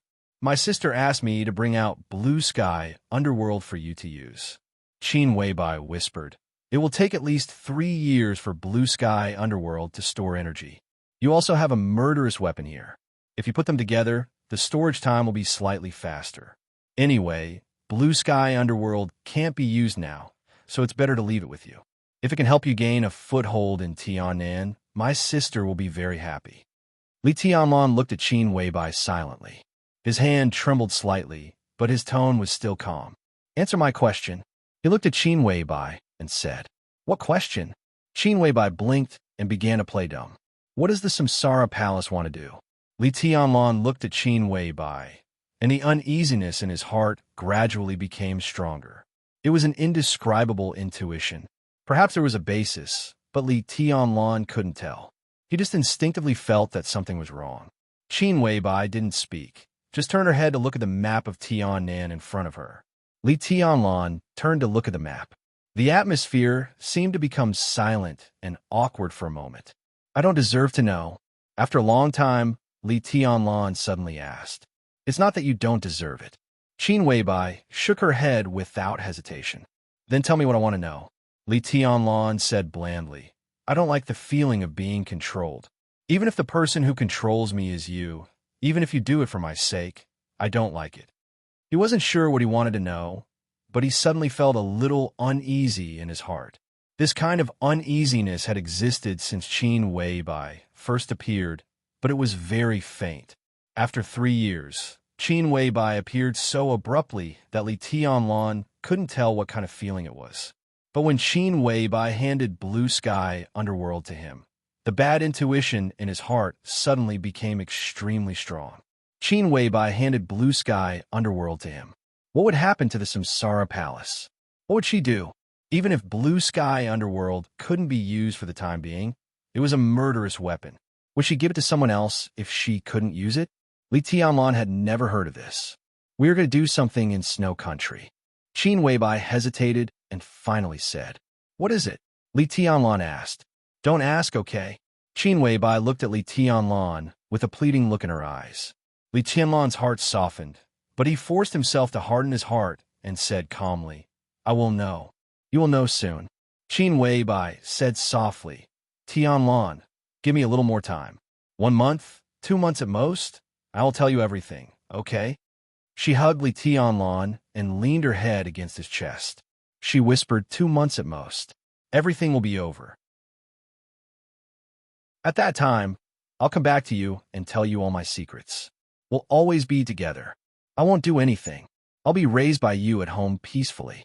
Is that okay?" Her eyes were hazy and full of longing. "Why 2 months later?" Li Tianlan asked, touching her long hair. Qin Weibai didn't speak. She couldn't tell him that her longing would always be a longing, and she couldn't tell him that everything she said now was a lie. In the north, in Snow Country, in that world of ice and snow, she would try her best to drag the Wang family of Beihai into hell forever. Hell was in the north. Only when she fell into hell could Li Tianlan get the most free heaven. "Tianlan, trust me one more time. I don't want to control your life. This is the last time. Believe me, it's really the last time," Qin Weibai said quietly. Her heart seemed to twitch into a ball. She used deception to get Li Tianlan's trust. She didn't know if Li Tianlan would forgive her when he knew the truth. She didn't dare to think about it. "Okay, Li Tianlan held her body and nodded gently. Qin Weibai smiled brightly, like a flower blooming in the morning in early summer. She kissed Li Tianlan's face and said in a sweet voice, "Good boy, this is my good husband. Call me again." Li Tianlan suppressed all the thoughts in his heart and ordered with a smile, "Good husband." Qin Weibai called again obediently, her voice sweet and gentle. "Call me again." Li Tianlan looked at Qin Weibai's cheeks, gradually becoming rosy, and smiled playfully. Qin Weibai shook her head. She leaned close to Li Tianlan, bit his ear, and whispered, "Carry me to the room, and I'll call you on the bed, okay?" Li Tianlan's breathing suddenly quickened. "Okay?" He really didn't think there was anything wrong with it. Li Tianlan suddenly bent down, picked up Qin Weibai's delicate body, and strode upstairs. The light was on in the master bedroom of the villa. Li Tianlan pushed open the door almost violently and subconsciously wanted to turn off the light. "No." Qin Weibai's charming eyes were like silk. "I don't want to turn off the light. I want to look at you." Li Tianlan growled and threw Qin Weibai on the bed. Qin Weibai's black hair spread on the bed wantonly, and the goddess under the light looked more charming and languid. Li Tianlan rushed over. Qin Weibai smiled and put her hands around Li Tianlan's neck. Her eyes were bright and sparkling, looking deeply at Li Tianlan's face. The man who made her willing to give up everything. The man she owed too much to.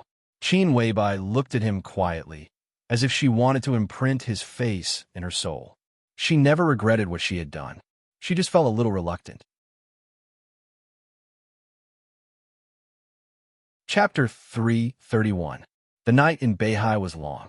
When the long night was about to pass, Wang Tianzong had returned to Mount Dibing from Lin. The lights on Mount Dibing were shining. The bright and dazzling light completely dispelled the darkest night before dawn. The light was like a curtain shining on every corner of the mountain. There were figures everywhere from the foot of the mountain to the top of the mountain. The internal security forces of the Wang family of Beihai were all in action. The strong light lit up everywhere. In the dark night, there were no shadows on the mountain or at the foot of the mountain. There was silence in front of Emperor Hall. This was the place where the light was focused, but everyone nearby intentionally or unintentionally avoided it. The rockery and garden in front of the hall had completely disappeared.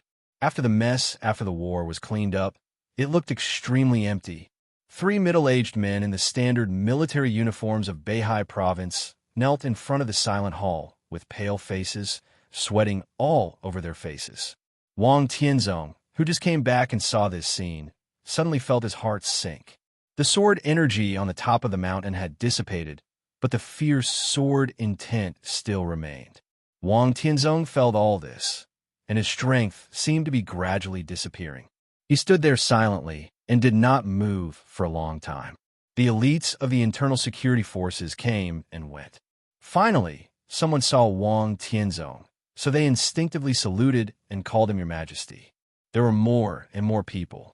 The solemn atmosphere continued to spread on Mount Dibing. Wang Tianzong's brain was buzzing. He only felt that countless figures were shaking in front of him. The perfect state of mind that had been maintained for many years was in chaos. The light seemed so dazzling that he could not see everything clearly. Your Majesty, Your Majesty, countless people were shouting in his ears. It was a mess. Wang Tianzong finally came to his senses. In front of him, the elites of the internal security forces had knelt on the ground. Everyone had a complicated expression, mixed with inexplicable fear and shame. Wang Tianzong took a deep breath. His expression was calm, and the light deep in his eyes returned to indifference. He was the sword emperor of the Wang family of Beihai. The emperor could have fear and timidity, but under the light, the emperor could only have majesty. Do what you should do, Wang Tianzong said, and slowly walked to his palace. The 3 middle-aged men kneeling in front of the palace grew increasingly nervous, and a large amount of sweat even seeped out of their foreheads. The military uniforms the 3 of them wore were modified by the Wang family of Beihai, but the military ranks on their shoulders were no different from those of Zhongzhou State. One lieutenant general and two major generals were the three main leaders of the internal defense force of the Wang family of Beihai. Although they were retainers of the Wang family of Beihai, they were still generals of Zhongzhou State, even if they were out of Beihai province. In theory, they could have a position that matched their military ranks in any place in Zhongzhou State. But now, these three generals with real power were kneeling silently, and there was even some fear on their faces. Wang Tianzong walked up to them. The three generals lowered their heads, the sweat on their foreheads already dripping to the ground. "Get up," Wang Tianzong said. The three of them did not get up. The corner of the lieutenant general's mouth twitched as he said hoarsely, "Your Majesty." "What's going on?" Wang Tianzong looked at the lieutenant general in front of him and said calmly, "Wu Qiu, you are my brother.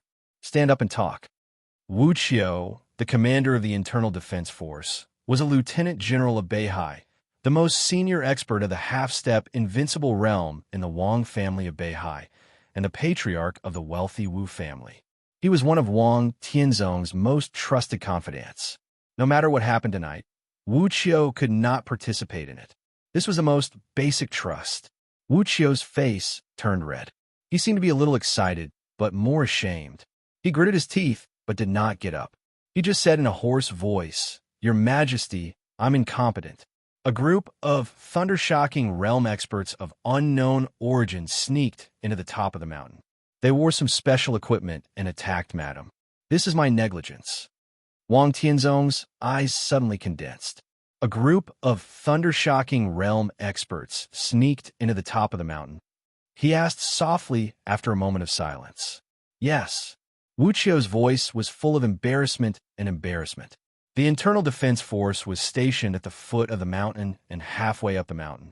Only a small number of elites were stationed at the top of the mountain. The enemy suddenly launched an attack at the top of the mountain. The Internal Defense Force had no time to support them, no matter how fast they reacted. It seemed that the responsibility of the Internal Defense Force was not great. But it was the negligence of the Internal Defense Force to let the enemy sneak into the top of the mountain. Not to mention that the monitoring eyes of the Internal Defense Force could monitor every corner outside the top of the mountain. Even the guests who came and went to Mount Dibbing were strictly examined by the Internal Defense Force. They attacked the hostess of the Wang family of Beihai at the top of the mountain. This was completely inconceivable before. "Wu Qiu, you have been really careless these years," Wang Tianzong said in a low voice after a long silence. Wu Qiu, who kept sweating, calmed down and said in a deep voice, "It's my negligence. Get up." Wang Tianzong shook his head. The Internal Defense Force comes up with a new plan that can ensure the safety of Mount Dibbing in the future. I want to see this report in 3 days. "Yes." Wu Qiu stood up and bowed deeply. The other two major generals still knelt where they were and did not dare to move. Wang Tianzong's eyes fell on the two of them. He was silent for a moment and then whispered, "I can trust Wu Qiu, but can I trust you?" "Your Majesty." The two major generals raised their heads at the same time and looked terrified. Without the secret cover of the Internal Defense Force, the enemy can't sneak into Mount Dibbing, let alone bring equipment. Wu Qiu has not been in Mount Dibbing recently. This is his dereliction of duty, but the dereliction of duty can be investigated in the future. But the betrayal must be solved now. Wang Tianzong's voice became softer and softer, and a thick and cold, killing intent slowly diffused from him. "I don't know who is the traitor. If you are willing to stand out, I can let your family go." The treatment of the Internal Defense Force was excellent, but at the same time, the discipline was extremely strict. Ordinary officers with a rank below colonel, except for the elites stationed at the top of the mountain, were forbidden to go up the mountain without the transfer order. As for taking some special equipment up the mountain, it needed the signature of a commander and 2 deputy commanders of the Internal Defense Force. This was a loophole that could not be covered up. It seemed that the other party did not intend to cover it up. From a moment of attacking summer solstice, the other party had already regarded the hidden pawn buried in the Internal Defense Force as a chess piece.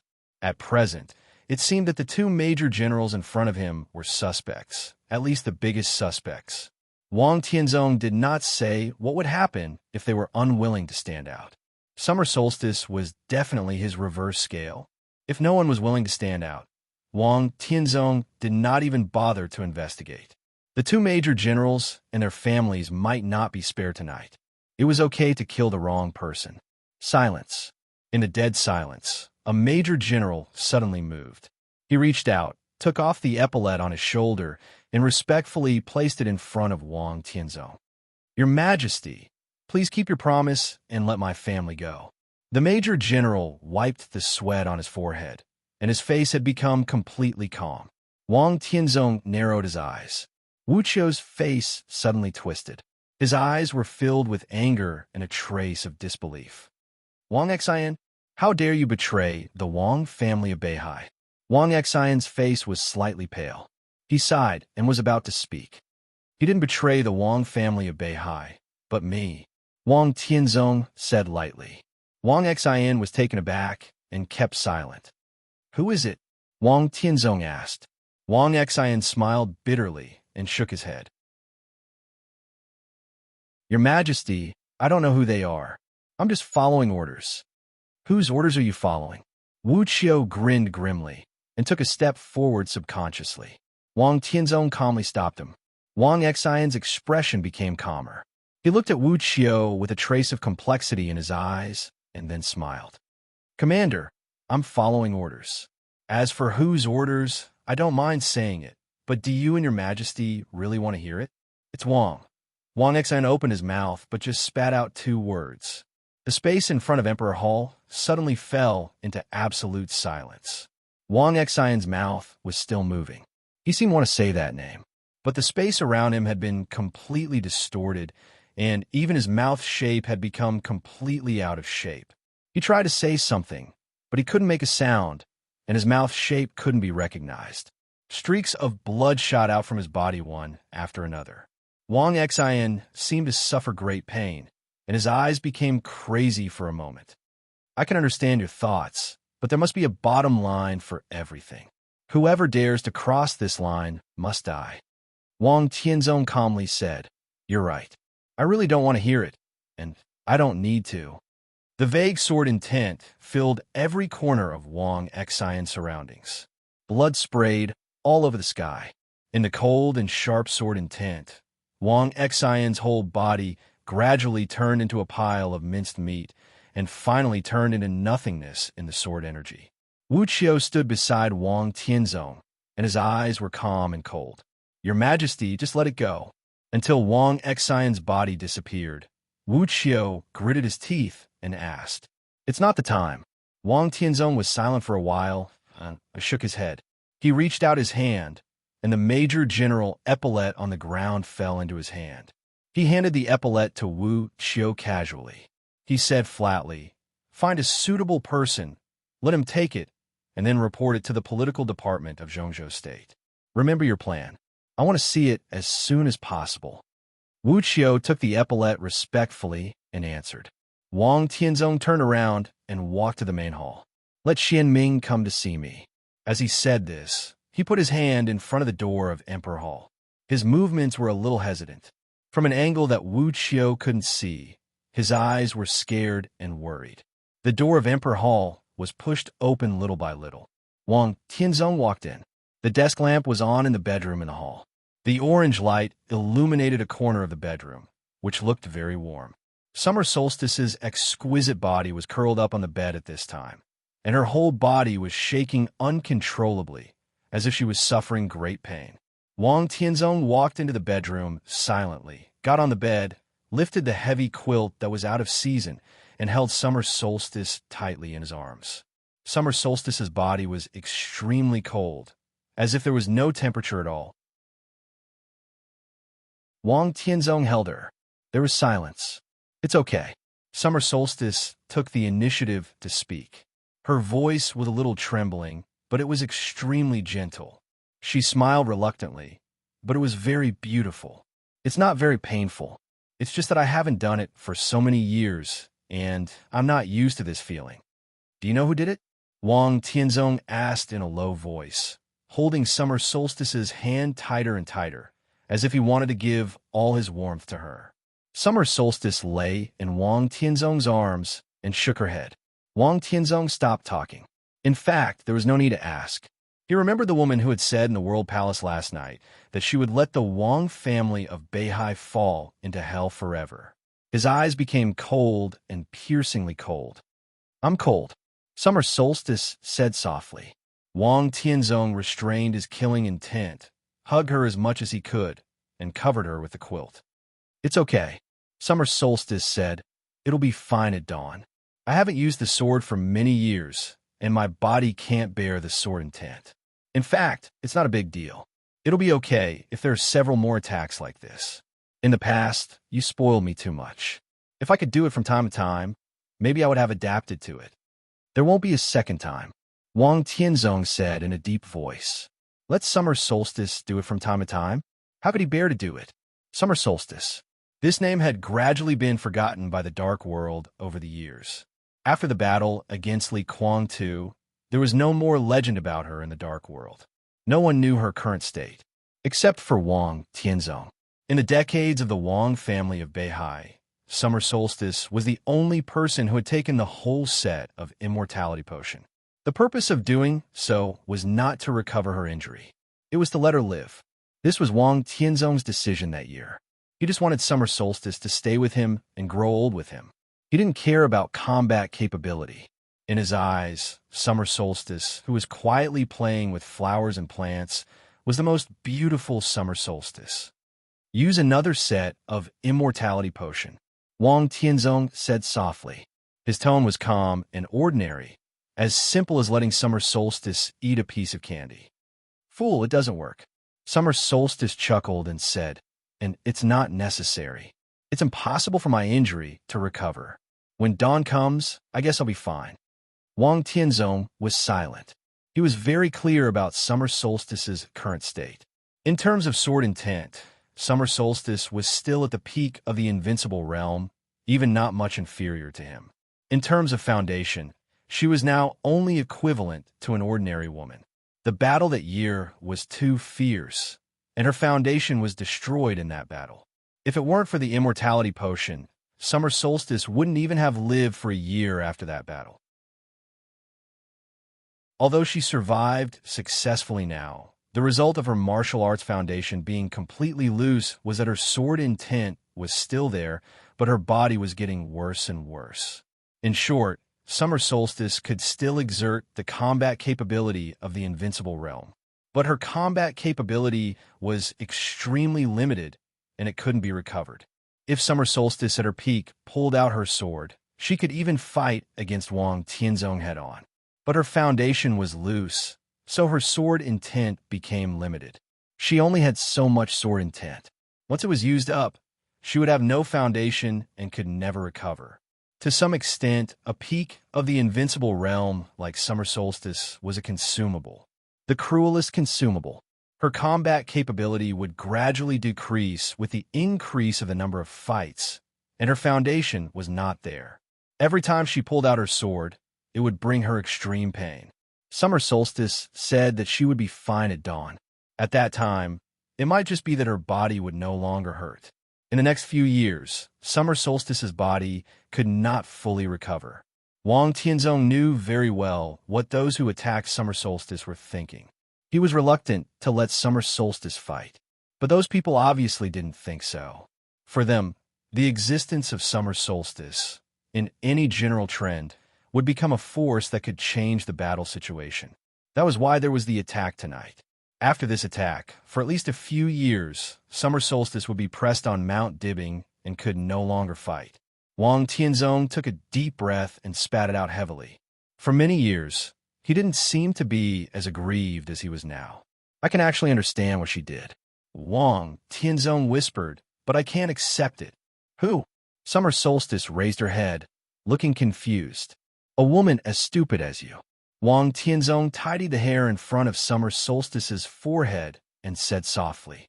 To some extent, Qin Weibai and Summer Solstice were actually the same kind of people. There are always some women who could burn themselves unreservedly for their men and were willing to give everything of themselves, even their souls. In fact, there was one thing that Wang Tianzong didn't tell Li Honghe. Before he entered the invincible realm, The Wang family of Beihai was in the most dangerous period, when he was still tentatively contacting Kunlun City for cooperation. It was summer solstice who found the Gu family alone. She directly promoted the treason case of Zhongzhou State that shocked the dark world. At that time, Wang Tianzong was as ignorant as Li Tianlan was now. When everything happened, he understood what was going on. I'm not stupid. Summer Solstice wrinkled her nose and was a little dissatisfied. You're the stupidest.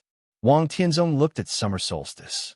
The light in the bedroom was too dim, and Summer Solstice was too beautiful, so his eyes were a little blurred. Your Majesty, a voice sounded outside Emperor Hall, calm and cold. I'm Xianming. Xianming, the person in charge of all intelligence agencies of the Wang family of Beihai. The person in charge. Wang Tianzong took a deep breath and said calmly, What did you find? Who went to Mount Dibbing tonight? I can't be sure at the moment. Xianming paused for a while and said, It's very likely to be Samsara Palace. There are 2 people suspected to be saint and military counselor. I'll continue to investigate. There's no need to investigate. Wang Tianzong sneered and said calmly, Find another direction. 10 days, I'll give you 10 days. No matter what method you use, no matter how much you pay, I want the address of the headquarters of Samsara Palace. At all costs. Remember, you only have 10 days. The voice of Xianming outside the hall fell silent. Wang Tianzong lowered his head and looked at Summer Solstice in his arms. He whispered, 10 days later, I'll avenge you. You have to be careful. Summer Solstice blinked her eyes and looked tired. Her eyelids gradually closed. Don't be impulsive. Well, go to sleep. Wang Tianzong stroked her head. The bedroom gradually fell silent. Tianzong. In the silence, Summer Solstice's voice sounded like a whisper. Do you think there will be a place for me on the stone of formidable person in the future? Of course there will be. Wang Tianzong whispered. There must be. Where will it be? Summer Solstice's voice became softer. No matter where you are, I'll be by your side. Wang Tianzong whispered. I'll always be by your side. Very good. Summer Solstice smiled softly. Very good, and it was the best. She never regretted becoming Wang Tianzong's wife, nor did she regret her contribution to the Wang family of Beihai. They would stay together until their hair turned white. As long as she could be with him, even if it was a mountain of knives, a sea of fire, or a cliff, as long as he was still by her side, his temperature was the most desirable tenderness. The light gradually bloomed in the sky. The coldness and pain like night began to fade. Chapter 332. Sober. He was in a coma. His consciousness swayed back and forth between the dead silence and the shimmer. The sound of the helicopter rotors whistling in his ears was intermittent. The pain spread from his heart to the top of his head and to the soles of his feet. The intense pain surrounded his body, and then he became numb. The formless energy seemed to be doing its best to disintegrate his body, as if it was trying to make his body as fragmented as possible, turning it into a bloody mess. Gu Xingyin could not move, but his consciousness was struggling desperately. One step further was life. One step backward was death. Gu Xingyin opened his eyes again. In his sight, there was still a dim cabin. The light in the cabin was faint, so everything in his sight became blurred. Blood gushed from the corners of his mouth. It was warm and then cold. Gu Xingyin was in a trance. The faint light in the cabin seemed so dazzling. The intense pain and numbness occupied all his consciousness. His mind was in a trance, as if he would fall into eternal darkness at any time. Gu Xingyin subconsciously grabbed the seat beside him and bit the tip of his tongue with all his strength. His lips and teeth were numb. He misjudged his strength and directly bit his tongue. The blood poured into his mouth and was spat out by him. Different from the sharp pain in his body, his will was suddenly refreshed. You're awake. A voice sounded in his ear. In some blurred vision, Gu Qianchuan's face gradually became clear. Gu Xingyin looked at him. His face was completely distorted in the severe pain, looking ferocious and horrible. But his eyes were extremely bright. They were indifferent and vigilant, like two cold stars inlaid on a ghost face. Gu Qianchuan was also looking at Gu Xingyan. His face was calm, and his eyes were calm. Only calmness. The helicopter roared to the northwest at a high altitude. The two most powerful men in Kunlun City looked at each other quietly. "You're badly hurt." Gu Qianchuan took the initiative to speak after a long time. His voice lost its former respect. When he spoke, he turned his head and looked in another direction. Gu Xingyun could not see his eyes. His mouth was still sweet and warm. His voice was a little vague and short. "Where are you?" This question was somewhat inexplicable. Gu Qianchuan understood what he meant. "We're on our way back to Kunlun City." Kunlun City. Back to Kunlun City. Gu Xingyun's fuzzy consciousness was suddenly startled, and he became sober again. "No, we can't go back." Gu Qianchuan was stunned and looked at Gu Xingyun in confusion. Gu Xingyun's breathing became more and more rapid, and he just kept repeating, "You can't go back." Kunlun City. That was the most glorious achievement of his life, and it was also the place where he felt the most at ease. But in his current state, Kunlun City was the most dangerous place for him. Gu Qianchuan gradually understood. He vaguely knew why Gu Xingyun didn't want to go back.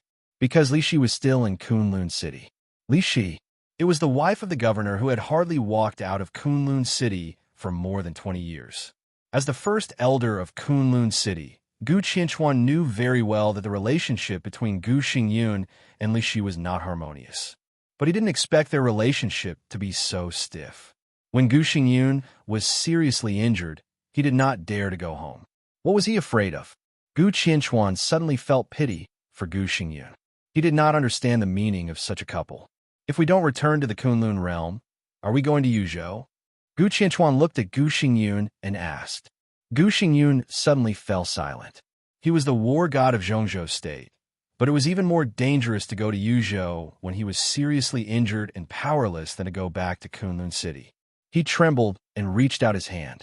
His stiff and numb arms struggled to reach into his arms and pulled out a button from the interlayer of his clothes. The buttons were small and delicate, and they shone with a strange light in the dark cabin. Gu Xingyun seemed to want to crush the button, but his palm shook, so the button fell to the ground and rolled in front of Gu Qianchuan. Gu Xingyun's scattered eyes suddenly condensed.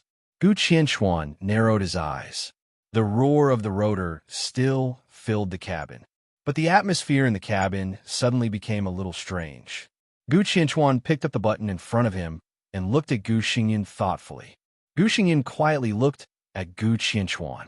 After a long silence, he said lightly, "Give it to me." Gu Qianchuan did not move. He looked at Gu Xingyun for a long time and suddenly asked, "Why?"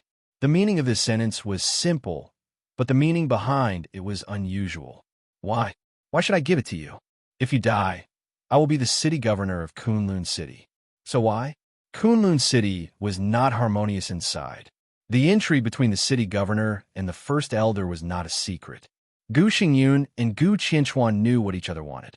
In such an environment, there was no need to hide. Gu Qianchuan just wanted to ask why. This was not a fallout, but if Gu Xingyun could not give an answer, the consequences would be more serious than a fallout. "I can't die," Gu Xingyun said calmly, and his face grew darker. Situ, San Yue's setting sun almost completely hid him. He could escape and let Gu Qianchuan take him away from Lin, which was an overdraft of his potential. In his current state, let alone Gu Qianchuan, even an ordinary person could easily kill him. But the look in his eyes became calm, even a little calm. Why? Gu Qianchuan still asked this question, but it had a different meaning. "If I die, do you have enough strength to guard Kunlun City?" Gu Xingyun laughed sarcastically. "Now your strength is barely in the top 10 of the holy list, not to mention the divine list. You can't guard Kunlun City after my death." His words were blunt and merciless. A touch of anger flashed in Gu Qianchuan's eyes. "The current result is the best for you." Gu Xingyun's eyes were dim, his breath was getting weaker, and his breathing became heavy. "I'm seriously injured, but I won't die. I'm not sure whether I will become the second summer solstice." During my recovery time, the power of Kunlun City is in your hands.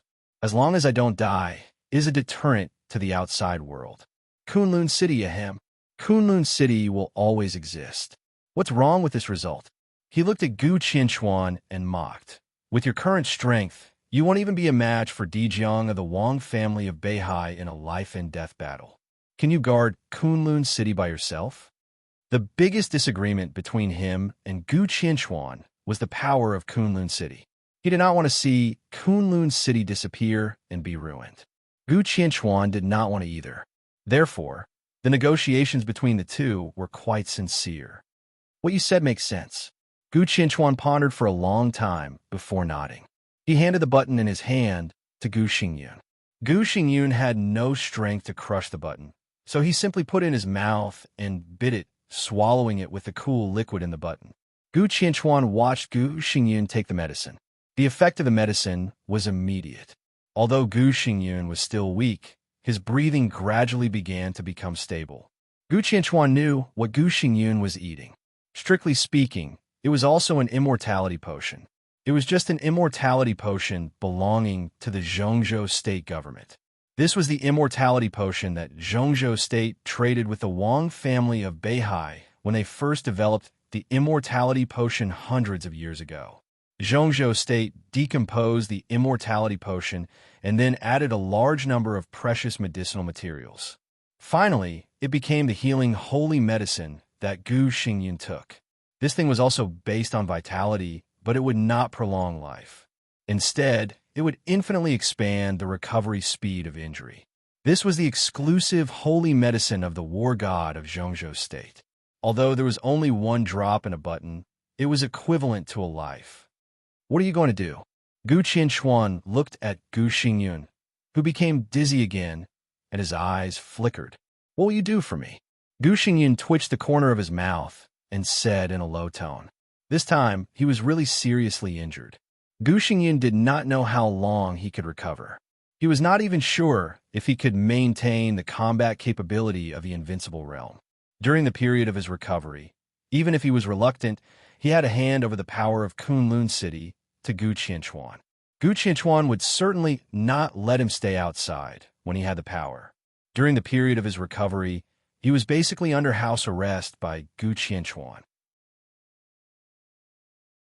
One day, when his combat capability was restored, if Gu Qianchuan did a good job, it would not be so easy for him to take back the power of the city lord. Kunlun City was a city, but it had a short time to rise, and its foundation was insufficient. It looked like a family. In the family, the city lord was not necessarily the strongest. The key was who held the power of the family. I have a manor in Yinzhou with a good environment. If you don't want to stay in Kunlun City, you can go there to recover. Gu Qianchuan was silent for a while and whispered. His tone was extremely sincere. Gu Qianchuan twitched the corner of his mouth and said indifferently, "Okay." He really did not want to stay in Kunlun City. When he thought of Kunlun City without the combat capability, he would feel fear. Instead of that, it was better to accept Gu Qianchuan's house arrest, which seemed to be out of good intentions. What else do you want? Gu Qianchuan asked seriously. Gu Xingyun thought for a moment and said calmly, "It's boring to be alone. Let Qingsheng accompany me." Li Qingsheng, Gu Xingyun and Li Shi's daughter. She was also Li Shi's reverse scale. As long as Li Qingsheng was controlled by his side, Gu Xingyun would not worry about what Li Shi would do. Gu Qianchuan did not need to worry either. So he nodded and said with a smile, "Very thoughtful." Gu Xingyun nodded. He seemed to want to say something, but his spirit could no longer support him, and he passed out again. The helicopter flew across the night sky to the northwest. Over the mountains and the Great Lake, the air gradually became cold. When Gu Xingyun opened his eyes again, Kunlun Mountain, which seemed to be unchanged for thousands of years, was already in front of him. He regained some spirit, but the strong sense of weakness became more and more obvious, so that he struggled to sit up. "Have we arrived?" Gu Xingyun asked in a hoarse voice. His brain was confused, and he had a terrible headache. "Yes." Gu Qianchuan nodded. "I have arranged it. Qingsheng has taken a helicopter to Yinzhou an hour ago." "Good." Gu Xingyun nodded. Looking out of the window at Kunlun City, which had appeared in his sight, he felt a little more confident. The helicopter landed at the small airport of Kunlun City. Gu Qianchuan quietly helped Gu Xingyun back to his residence. It was cold in Kunlun. The stove in Gu Xingyun's residence was very hot. The room was warm and comfortable. Gu Xingyun sat down on the sofa, gasped, and said faintly, "I'll stay here for a few more days. After this matter is completely resolved, I'll immediately set off for Yinzhou." This matter was undoubtedly about cooperating with the Wang family of Beihai to assassinate Li Honghe. If Li Honghe died in Linen, nothing would happen. If Li Honghe did not die, it would cause an uproar. Gu Xingyun and Gu Qianchuan left halfway. They did not even know the result of the assassination. "Go ahead." Gu Xingyun glanced at Gu Qianchuan and said indifferently. Gu Qianchuan nodded and turned to leave.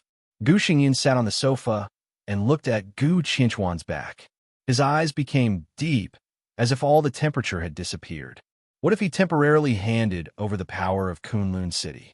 In this battle with Situ Sanyue, what if the murderous weapon Setting Sun fell into Gu Qianchuan's hands? As long as he could recover, both the murderous weapon and the power would be his. Gu Xingyun leaned on the sofa, closed his eyes, and muttered to himself, still too young. As soon as Gu Qianchuan stepped out of the door, a beautiful white shadow appeared in front of him. Gu Qianchuan was stunned. Looking at the woman in front of him, his eyes flickered. The woman's face was extremely beautiful. She wore a white dress and had picturesque eyebrows. Her hair was neatly combed and soft. The long waterfall-like hair seemed to be mixed with snowflakes, and the ends of her hair were a little white. However, this did not weaken her charm. Instead, it made her look more deadly attractive. Heavenly beauty was a perfect description for the woman in front of him. She was beautiful to the extreme, like a colorful ink painting spread out in the snow. Unforgettable. "Sister-in-law." Gu Qianchuan was silent for a while and said hello with a smile. The woman in front of him, at least for now, was still the hostess of Kunlun City, whether in name or in fact. Although she had never expressed any opinion on the internal affairs of Kunlun City, no one would question her identity. Li Shi. She was the wife of the governor of Kunlun City and the only wife of Gu Xingyun. "Where is Qin Sheng?" Li Shi stood in front of Gu Qianchuan and asked straightforwardly. Her voice was crisp and could even be said to be pleasing to the ear. She spoke very quickly, but the words that came out of her mouth were always strange. Her tone seemed to be very impatient, but there was no emotion in her voice. She was not stiff and mechanical. It was an almost empty numbness. This was obviously a peerless beauty that could not be described with any gorgeous words, but there was no aura. Under the gorgeous appearance, there was only emptiness and numbness. "I arranged for Qin Sheng to go out to play." Gu Qianchuan smiled and said, "This is the meaning of the governor. Where is Qin Sheng?" Li Shi asked again. Gu Xingyun was calm and just shook his head. He whispered, "The governor is inside." He stepped aside to make way. Li Shi hesitated for a moment, but still stepped into Gu Xingyun's courtyard. Gu Qianchuan turned his head and looked at Li Shi's white dress fluttering in the wind and snow. His eyes were playful and cold. Gu Xingyun did not dare to return to Kunlun City because he was seriously injured. He did not dare to return here until he controlled Li Qinsheng. Undoubtedly, he was afraid of his wife, Li Shi. He was not on good terms with Gu Xingyun. But even so, he would rather believe himself, who wanted to compete with him for the control of Kunlun City, than Li Shi. Husband and wife? Oh, what kind of husband and wife were they? Li Shi walked into the room from the courtyard. Gu Xingyun still leaned on the sofa. He just glanced at Li Shi casually and was too lazy to move his body. "Where is Qin Sheng?" Li Shi asked directly. In Kunlun City, she almost never talked to Gu Xingyun. Even if she occasionally spoke, she was straightforward. Qin Sheng should go out and have a walk. It is not good for her to stay in Kunlun City all the time. I should have time in the next few years. I will take her with me and hand her over to me. Gu Xingyun said indifferently. Li Shi looked at Gu Xingyun quietly. "You are hurt," she said. Her tone was not the worry of a wife, nor the pleasure of an enemy. It was plain, empty, and numb, which made people feel uncomfortable. Seriously injured, Gu Xingyan smiled. His eyes were a little cold, and his tone was a little angry. The full blow of setting Sunday, situ Sanyue, that bitch. Bitch. Li Shi's delicate body shook quietly. The full blow of the murderous weapon setting sun. She knew very well what it meant. Many years ago, she had personally witnessed another murderous weapon bombarding another woman's body at close range. In the monstrous sword intent and flowing light, the murderous weapon was broken, and the invincible silence was destroyed. That murderous weapon was called the Infinite Sky. The power of setting sun was not as good as the Infinite Sky. But in the same way, Gu Xingyun's strength was not as good as the woman who shattered the Infinite Sky. Will you die? Li Shi asked calmly. I don't want to die. Gu Xingyun shook his head. Li Shi finally understood why her daughter left Kunlun City. She raised the corner of her mouth slightly, revealing a sneer and mockery with obvious emotions. So you let Gu Qianquan take Qingsheng away? You control Qingsheng because you are afraid that I will kill you when you are seriously injured? If you kill me, Qingsheng will die. Gu Xingyan looked at Li Shi calmly. Are you willing to kill me? Li Shi's eyes suddenly burst with anger and contempt. Do you know what you are doing? You threaten your wife with your own daughter. Gu Xingyan, what kind of man are you? You are a bastard, hypocritical and disgusting. You don't deserve to be a man at all. Bastard, disgusting, not worthy to be a man. In more than 20 years, this was the longest sentence Li Shi had said to Gu Xingyan. But this sentence was like the sharpest knife, penetrating the anger and resentment that Gu Xingyun had suppressed for many years. His elegant face became distorted in an instant, and he suddenly stood up from the sofa. Li Shi was motionless. Gu Xingyun's eyes were red, and he pinched Li Shi's slender white neck. I'm a bastard. I don't deserve to be a man. Then who do you say is a man? Say it. B asterisk TCH. You're also a B asterisk TCH. Slap. Gu Xingyun, who was like a crazy devil, slapped Li Shi's pretty face hard. Who was the man in your heart? Li Kuangtu? He had a good time F asterisk king you, didn't he? I heard that you and Situ Sangyue served him together? Shameless B asterisk TCH. How am I inferior to her? Say it, tell me. Li Shi was slapped to the ground. Her face was red and swollen, but she still raised her head and looked at Gu Xingyun with disdain. That was a kind of arrogance, although embarrassed but still unwilling to compromise and give in. Gu Xingyun seemed to be familiar with the arrogance. At that time, those years, he had personally sent this woman to the side of the young chosen one. She stood so proudly beside him, looking down at everyone like a goddess, including Gu Xingyun himself. Gu Xingyun's eyes became scarlet, and he stared at Li Shi. Are you a man? Li Shi wiped the blood from the corner of her mouth, and her eyes were full of contempt. I'm not a man. Gu Xingyun laughed wildly. Don't you know whether I am a man or not? Don't you know how Qingsheng came to be? Li Shi's face was pale. She stood up tremblingly and said coldly, the thing I regret most is to give birth to Qingsheng for you. Slap. The furious Gu Xingyun slapped Li Shi's face again. Regret? He sneered and looked at Li Shi, who fell to the ground. You regret giving birth to my daughter. Don't you regret giving birth to Li Kuangtu's daughter? Don't forget that you killed that bastard and Li Kuangtu with your own hands. Regret? What qualifications do you have to regret? You bitch. Li Shi sneered and took a breath. You gave your woman to your opponent and willingly wore a green hat for many years. Are you proud? I'm a bitch. Why didn't you say that when you asked me to get close to him? What do you have to be proud of? As long as you are alive, there will always be green on your head. What are you proud of? What am I proud of? What am I proud of? Gu Xingyun's face was pale, and blood gushed from the corner of his mouth again, but he became excited. He suddenly stretched out his hand, grabbed Li Shi's hair, and dragged her out of the window. Outside the window was the constant wind and snow. Dawn broke. Kunlun City was shimmering. Look, Gu Xingyun pointed out the window. These are all mine. Kunlun City is mine, and you are also mine. I have the entire special warfare system of Zhongzhou State. What am I proud of? What do you think I'm proud of? Everything in exchange for a green hat. Is it really worth being proud of? He is dead. Gu Xingyan looked furious and said with a grim smile, "He is already dead. You're the one who killed him. All my shame has been washed clean." Li Shi fell to the ground. Her cheeks were swollen, and her face was bleak. That was despair and numbness without any hope. "This is what you should do. You shouldn't insult me with these things." Gu Xingyun kept gasping. He looked at Li Shi sitting on the ground, and his eyes became a little dazed. He squatted down in front of Li Shi and reached out to touch Li Shi's face.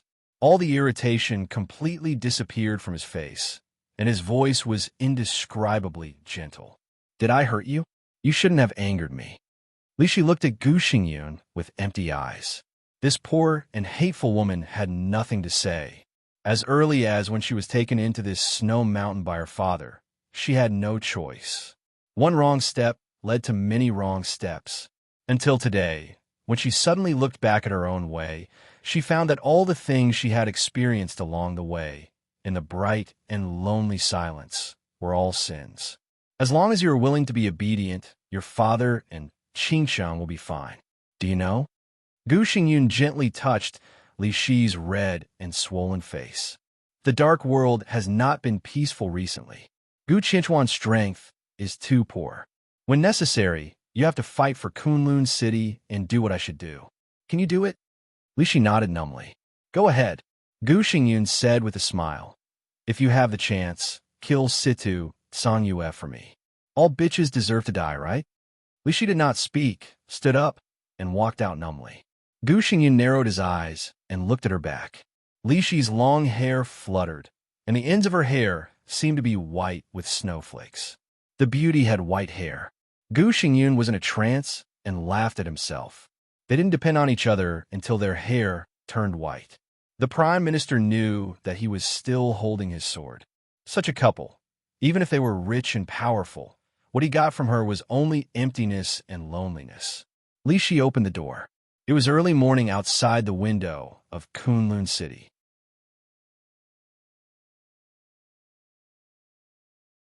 Chapter 333. If there was a return, there would naturally be a departure. When Dongxing Wudi, who had stayed up all night, pushed open the door of the study and walked into the living room, breakfast had been served in the dining room. Bai Qingqian put a bowl of clear porridge on the table, looked at Dongxing Wudi coming over, smiled gently, and said softly, "Let's eat first." Okay. Dongxing Wudi took the porridge and took a sip. He frowned slightly, and his eyes were full of solemnity. Wang Tianzong and Gu Xingyun appeared in Lin. Li Honghe was seriously injured and attacked. Li Honghe did not die. Overnight, this piece of intelligence, which was not top secret, had flown to every corner of Zhongzhou State. The patriarch of the Wang family of Beihai and the contemporary god of war of Zhongzhou State attacked the former god of war of Zhongzhou State. The most important thing was that the person who was attacked was injured but not dead. Everyone knew what this meant. Dongxing Wudi received the news from Lin, and almost immediately. When he received the news, Dongxing Wudi's first reaction was to leave for Lin immediately. However, when he was preparing the helicopter, he returned to the study and held a core meeting of the Dongxing clan. In other words, it was a core network meeting of the giant group of Zhongzhou State. Dongxing Wudi was one of the 9 giants standing at the top of Zhongzhou State. As the actual number 1 person in the military, he was ahead of the old man of the Zhou family in terms of real power and ranking of giants. Therefore, after Dongxing Wudi officially became a giant in Zhongzhou State 2 years ago, the supreme leadership of the giant group had been transferred to the Dongxing clan. Dongxing Wudi could now be said to be the spiritual flag of the entire giant group. He should hold a core network meeting of the giant group. The meeting lasted most of the night. Dongxing Wudi, who was sitting at the table, looked solemn and gloomy. The result is not good. Bai Qingqian glanced at Dongxing Wudi and asked softly, "What did they say?" She was the top leader of Guangdong province of Zhongzhou State and one of the absolute core figures in the giant group. However, in the past few days in the Dongchang clan, Bai Qingxian seemed to be willing to be a good wife and mother, taking good care of Dongqing Wudi and Dongqing Hongguang. She paid no attention to the outside world and didn't even attend the core meeting last night. The corners of Dongqing Wudi's mouth twitched, and he said slowly, "Some people think that we shouldn't offend the Wang family of Beihai. On the contrary, we should use this opportunity to do Wang Tianzong a favor, so that we can get more bargaining chips when we trade with the Border Control Corps." A cold anger flashed in by Qingqian's eyes. "What's the reason?" she asked. "Reason?" Dongqing Wudi sneered. "They think that Tianlan's situation is too dangerous to be worth the full investment of the giant group. Moreover, the identity of Rushi's fiancé doesn't seem to carry enough weight in their eyes. The old bastard of the Liu family directly took advantage of his seniority at the meeting and suggested that I carefully consider the engagement between Rushi and Tianlan. He even proposed the specific candidate. What was that? Does he really think he's the same as when he was still in office? Who did he propose?" Bai Qingqian's tone was calm, without the slightest joy or anger. Dongqing Wudi hesitated, glanced at his wife, and whispered, "It's Wang Jingxin." Bai Qingqian's pupils suddenly contracted. Wang Jingxin, the most famous backbone of the young generation of the Wang family of Beihai in recent years. In the early years, his reputation was even higher than Wang Shengxiao's. Wang Jingxin was not a martial arts genius, but a political figure that the entire Wang family of Beihai had high hopes for. He was the best choice in terms of boldness, vision, and wisdom. Now he was regarded by many as the person who might finally reach the top in Zhongzhou State after 20 years. Wang Jingxin was the oldest of the young generation of the Wang family of Beihai. He was not from the lineal branch represented by Wang Tianzong, nor was he from the gradually growing power of Wang Qinglei's branch. Instead, he came from another branch whose power was not obvious and was extremely low-key. He was 32 years old, one of the governors of Jiangxia province, and the top leader of Lin, and the provincial capital of Jiangxia province. With such a status, Wang Jingxin's existence could be said to be the focus of attention. Zhou Yuanshan, Dongcheng Qiuqi of the giant group, Wang Jingxin of the southeast group. In every era, there were a few strong figures who began to show themselves in the political circle at a young age. They were young enough to be on an equal footing with the older generation. They were the focus of attention and were naturally regarded as the future leaders of Zhongzhou State. And Wang Jingxin was the most dazzling one in these people's eyes. Although he was 10 years older than Dongqing Rushi, if Dongqing Rushi really married him, it could not be said that she was marrying from a lower position. Bai Qingxian was not angry. Instead, she thought carefully for a while and then said lightly, "In this way, the Wang family of Beihai has already begun to act." She paused and continued, "It's very likely that after the failure of last night's action, Wang Tianzong has already given some instructions." Dongqing Wudi nodded. He agreed with his wife's statement. The power of the giant group was extremely huge. On paper, it was even not weaker than the two giants, the Prince Group and the Southeast Group. However, the groups composed of these giants were extremely loose. Unless it was a matter of life and death, they rarely had the same voice. The Liu family was the backbone of the giant group, but the family had a lot of cooperation with the Wang family of Beihai and was very close to some important figures of the Wang family of Beihai. The Liu family definitely did not mention Wang Jingxin at the meeting on a whim, nor did they make fun of Wang Jingxin.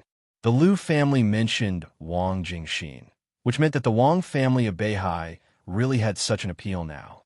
They just used a more euphemistic action to test the attitude of the Dongsheng clan. "What about your attitude?" Bai Qingxian asked. To a certain extent, the Liu family suggestion could represent a force of the giant group. On the matter of how to deal with the Li family, the Dongcheng family, the Bai family, and the Zhou family had reached a consensus. But under the three pillars of the wealthy families, those backbone forces also needed to be appeased.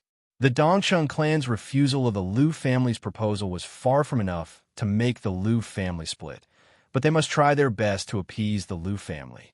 This was a necessary lesson for a leader. "I refused." Dongqing Wudi shook his head. Bai Qingqian did not speak, just looked at him quietly. Refusal was an attitude. But Bai Qingqian was not satisfied with such an attitude. Dongqing Wudi smiled helplessly and said seriously, "What do you think?" He knew Bai Qingqian very well. Bai Qingqian was known for being strong among the senior officials. When it came to Li Tianlan, her performance would only be more intense. Let Yuan Shan suppress Wang Jingxin. That's my attitude, Bai Qingqian said. Yuan Shan, Dongqing Wudi was a little hesitant. He had high hopes for Zhou Yuan Shan, the eldest son-in-law. And if this matter succeeded, the significance would not be as simple as suppressing Wang Jingxin. Let's see what Yuan Shan thinks, Dongqing Wudi said. Bai Qingqian nodded. Compared with Wang Jingxin, Yuan Shan still has an advantage in seniority. He won't refuse.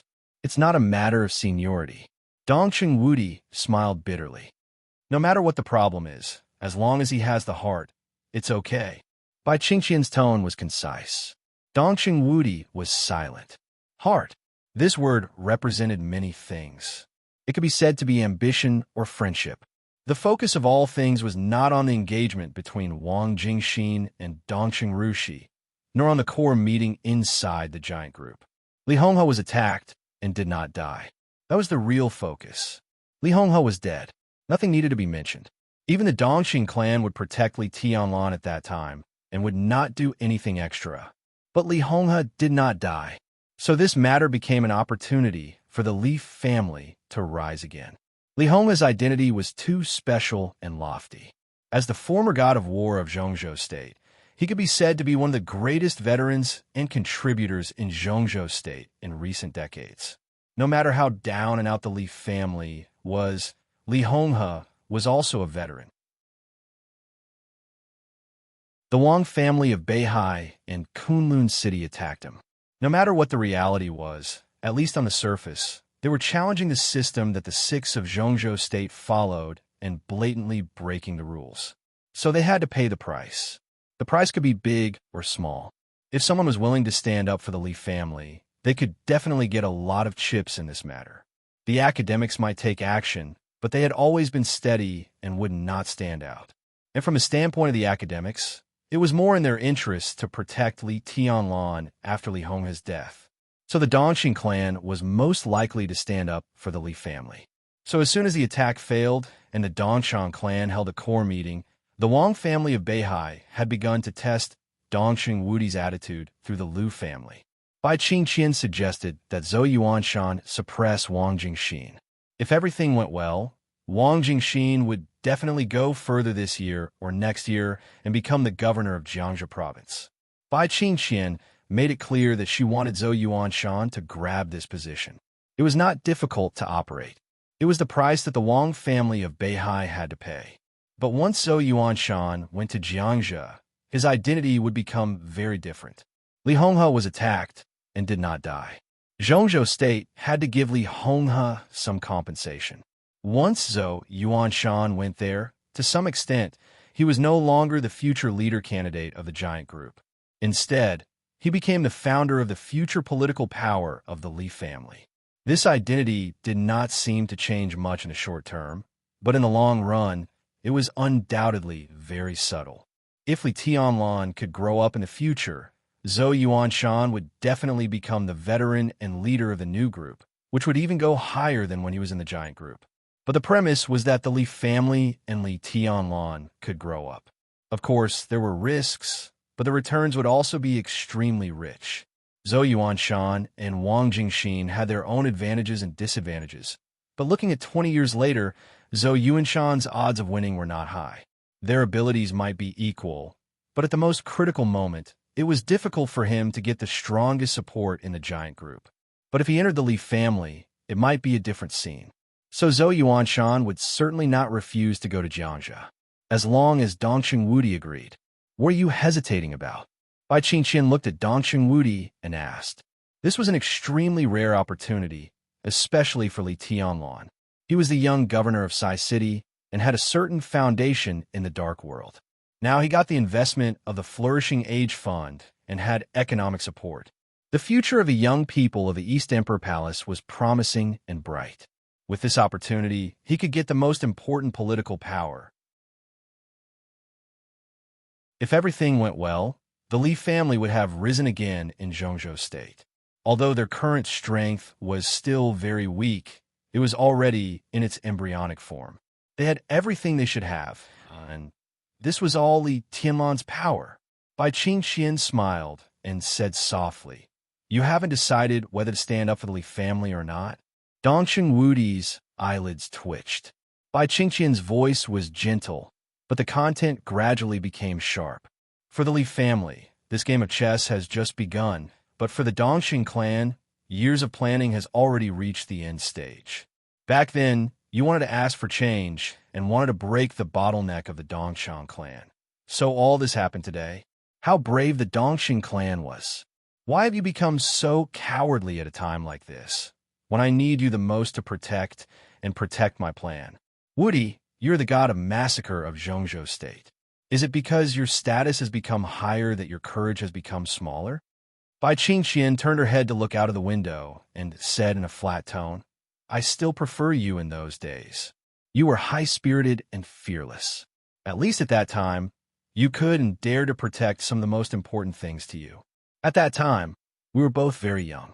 You could fight with Gu Xingyun for me, smash Wang Tianzong's car for your family, refuse to admit defeat even when you were beaten, and dare to openly Quang Tu's head with a wine bottle. You at that time are my favorite." Dongxing Wudi's eyes were in a trance. He seemed to remember the playboy's reckless life when he was young.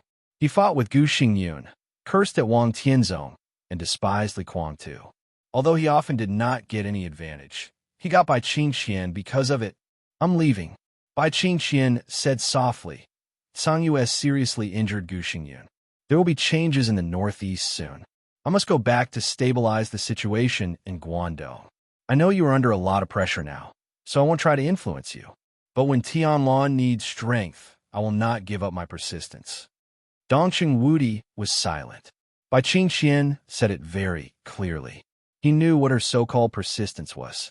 But when Li Tianlan needed support most, at the critical moment of the Li family's rise again, even if the whole world remained silent, Bai Qingxian would still stick to her persistence.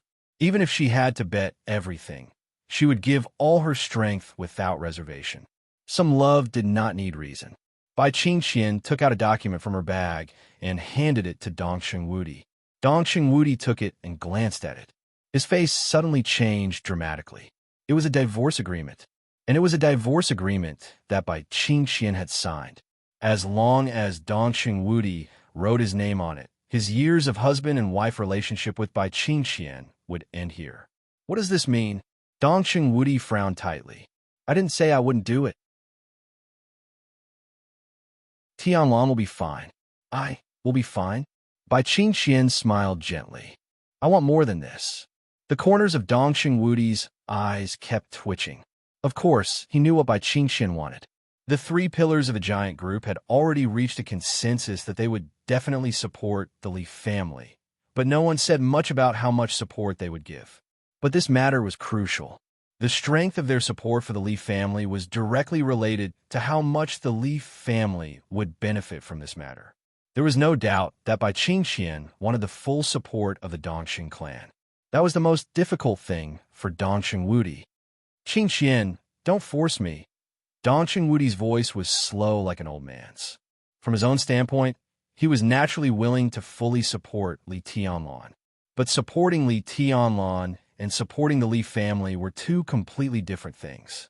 Although this was an opportunity for Li Tianlan, if he fully supported Li Tianlan, he would also encounter a lot of resistance. Dongxing Wudi naturally had to weigh the pros and cons. Born as a human, I always have to shoulder the responsibilities I should shoulder. Bai Qingxian's tone was indifferent. "You're more than a soldier." She looked at the divorce agreement in Dongxing Wudi's hand and said slowly, "I'm not threatening you with this. This is my decision after careful consideration. Wudi, sign it. After signing it, what you want to do has nothing to do with me, and what I want to do has nothing to do with you. Why torture each other? I don't want to see my husband, the only man I've ever loved in this life, gradually become the kind of person I despise the most. It's good for everyone to sign it. It has nothing to do with me." Dongqing Wudi's eyes flashed with angry sparks. What do you want to do? Qing Qian, do you know what will happen once you do something? It's good to die. Bai Qingqian's voice was stiff and numb. These years, I've been living a life worse than death. I've been tired for a long time. Do you know how I survived? I hate you as much as I love you. Dongqing Wudi's body shook violently. At this moment, Bai Qingqian was so sad, like a heart that was bleeding at any time placed directly in front of him. He thought of Bai Qingqian's gentleness these days and her indifference for many years. What kind of struggle was this? The divorce agreement turned into ashes in Dongqing Wudi's hands. Dongqing Wudi's eyes became determined. I'll leave for Lin and right away. He said word by word. Yuan Shan will go to Jiangxia. Trust me once. I'll do my best to fight for it. Bai Qingqian was silent for a while and nodded. You asked for a lot. Now it's time to reap the rewards. How can you not take a little risk? You did nothing. Why should Tianlan accept what he shouldn't have? How can he travel and his engagement with Rushi? Dongqing Wudi's eyes were a little weak. Bai Qingqian seemed to be satisfied with his attitude, but she was not moved. She still hated him. This was a knot that couldn't be untied. I'm leaving. Bai Qingqian walked to the door. When she was near the door, she paused and continued. I'll be back on the Mid-Autumn Festival. The sound of a helicopter whistling outside the window sounded. Bai Qingqian was about to leave, and Dongqing Wudi was about to set off. Bai Qingqian walked into the car. Dongqing Wudi got on the plane. One went south, and the other went north. They didn't do it for the Li family. They did it for Li Tianlan. After today, the Li family, which had been silent in Zhongzhou State for many years, would officially set off again under the leadership of Li Tianlan. They would go to the distance and the supreme place where they used to be. There were waves and storms ahead, but there must be an end when there was a start. Readers, 6705-48567 brothers who haven't added me, please add me. I can't post a group number in the book review section.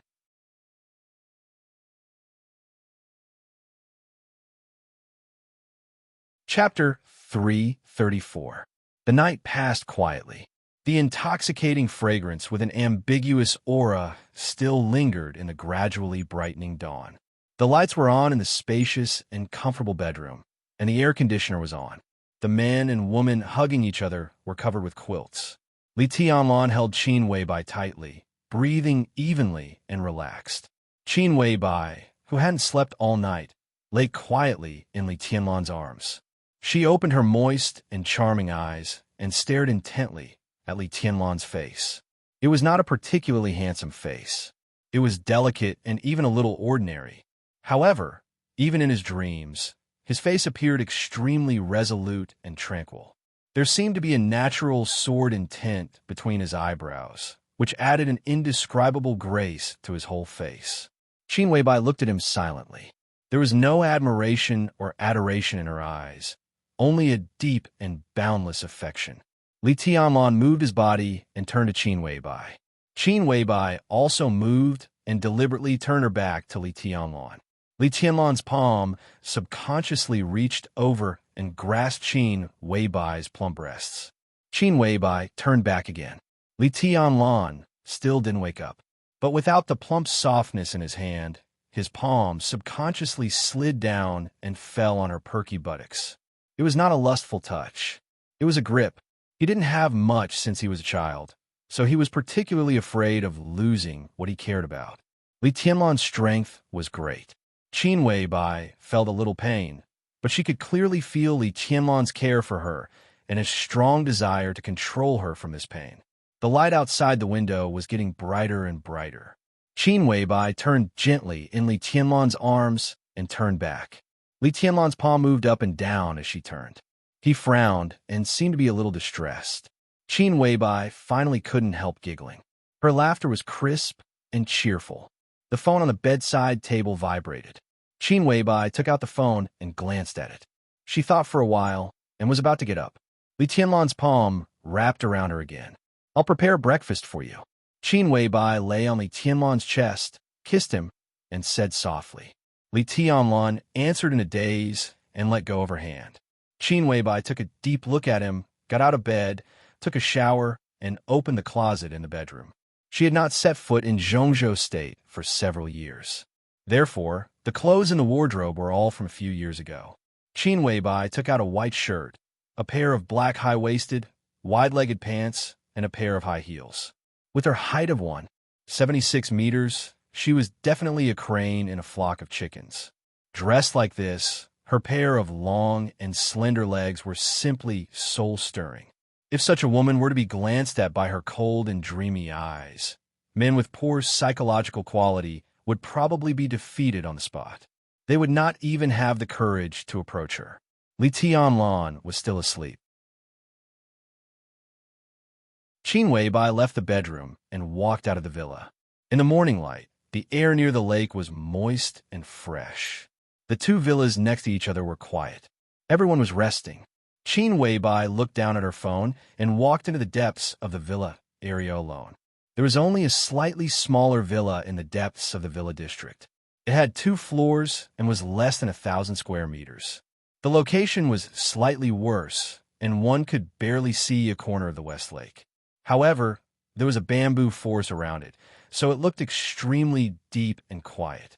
This villa was also Qin Weibai's property, but it was written in the name of Great Master Wu Wei, so it could be regarded as Great Master Wu Wei's legacy. The morning wind blew through the bamboo forest. The bamboo leaves shook and made a slight sound. It was verdant and full of vitality. The villa was located in the middle of the bamboo forest, quiet because of the bamboo forest. The bamboo forest was rich because of the villa. They complemented each other. The exquisite door of the villa was unlocked. The smell of Chinese medicine wafted out of the villa. Qin Weibai walked into the villa. Flaming Fire, who was decocting medicine in the kitchen, looked back vigilantly at the first moment.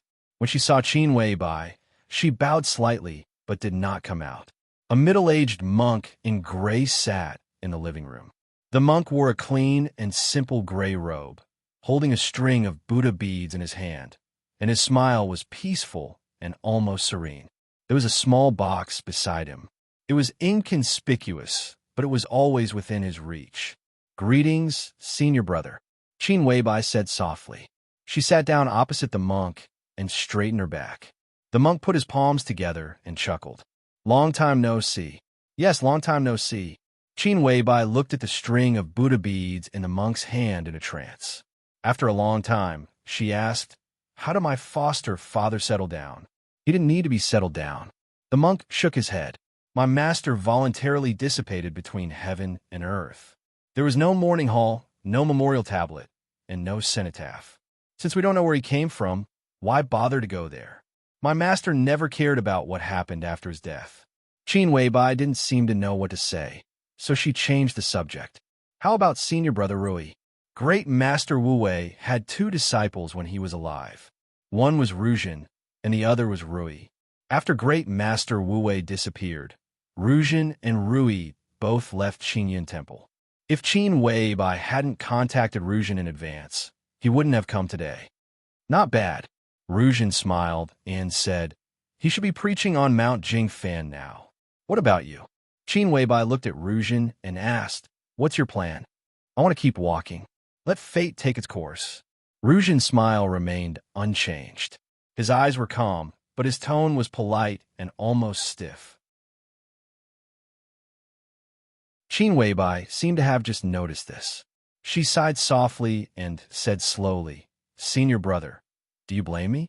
If it weren't for me, my foster father might not have." "I don't blame you." Ruzhen interrupted Qin Weibai. "That's my master's own choice. But you and I are not destined to be brothers and sisters. In this case, it's better to live separately." He handed the small box beside him to Qin Weibai and said softly, "This belongs to you. My master gave it to me before he left. I completed my task. We probably won't see each other again in this life." Qin Weibai looked at the quaint and old box. She knew what was in the box. She gave it to Great Master Wu Wei that year. Now, 3 years later, it was back in her hands. Qin Weibai didn't touch the box. Instead, she bowed to Ruzhen and said, "Thank you, senior brother." Ruzhen shook his head and took off the Buddha beads on his wrist. The Buddha beads were extremely light, and each bead was crystal clear and round. Rujin gently dismantled the Buddha beads, took off the most crystal Buddha bead, and put it on the tea table.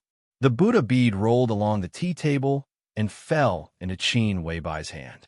The light was on in the hall. The light shone on the Buddha bead. It was dark with a luster like black jade. This is... Qin Weibai was a little confused. This bead is called death substitution. Rujin said calmly. This is the Buddha's relic burned by the Grand Master after his death. It has been kept by my master for many years. Before I went to Heaven Capital, my master gave it to me. If you're lucky enough to go to Snow Country this time, you may survive. Qin Weibai was not excited. She just stared at the Buddha beads in her hand and whispered, "Death substitution? Death substitution. Someone had to do it for him." Rujin was silent. There was one thing he didn't say. If it weren't for this Buddha bead, Great Master Wu Wei might have been able to survive when he touched the dragon vein root of Mount Qingyun in Lonely Mountain. Death substitution. Someone had to do it for him. Great Master Wu Wei said it was destiny. It was destiny that chose him. Rujin didn't think it was right. Rather than calling it destiny, it would be more accurate to call it friendship. Survive and do what you want. That's what my master wants to see. Rujin looked at Qin Weibai and asked, "If you can live, what do you want to do most?" The question was too simple. It was so simple that Rujin knew the answer. If this woman, who poured everything into Li Tianlan, could live, she would naturally want to spend the rest of her life with Li Tianlan. But Qin Weibai's eyes were a little confused. She clenched the Buddha bead in her white and tender hand. She was silent for a long time before she whispered, "I don't know." When she said this, her eyes were blank. There was no affection, no coldness, no wisdom, only blankness. After Snow Country, if she could live, she really didn't know what to do. "You don't know." Rujin raised his eyebrows in surprise. "I thought you would choose to live with Li Tianlan until your hair turns white." "Until my hair turns white." Qin Weibai laughed self-deprecatingly. Her red lips gradually lost their color, making her look poignant and beautiful. "Do I deserve it?" she asked seriously. Rujin didn't know why Qin Weibai didn't deserve it. Since he didn't know, he naturally couldn't answer. He frowned, thought for a while, and then said blandly, "You don't owe him anything. Owing is owing. That's the truth. It's too hard to say it doesn't exist." Qin Weibai shook her head. Rujin suddenly remembered a sentence that Great Master Wu Wei had said. He had said this to military counselor before Great Master Wu Wei disappeared. And earlier than that, he had said it to Rujin. Rujin glanced at her and said slowly, "You are not you, and he is not him. How can I owe him?"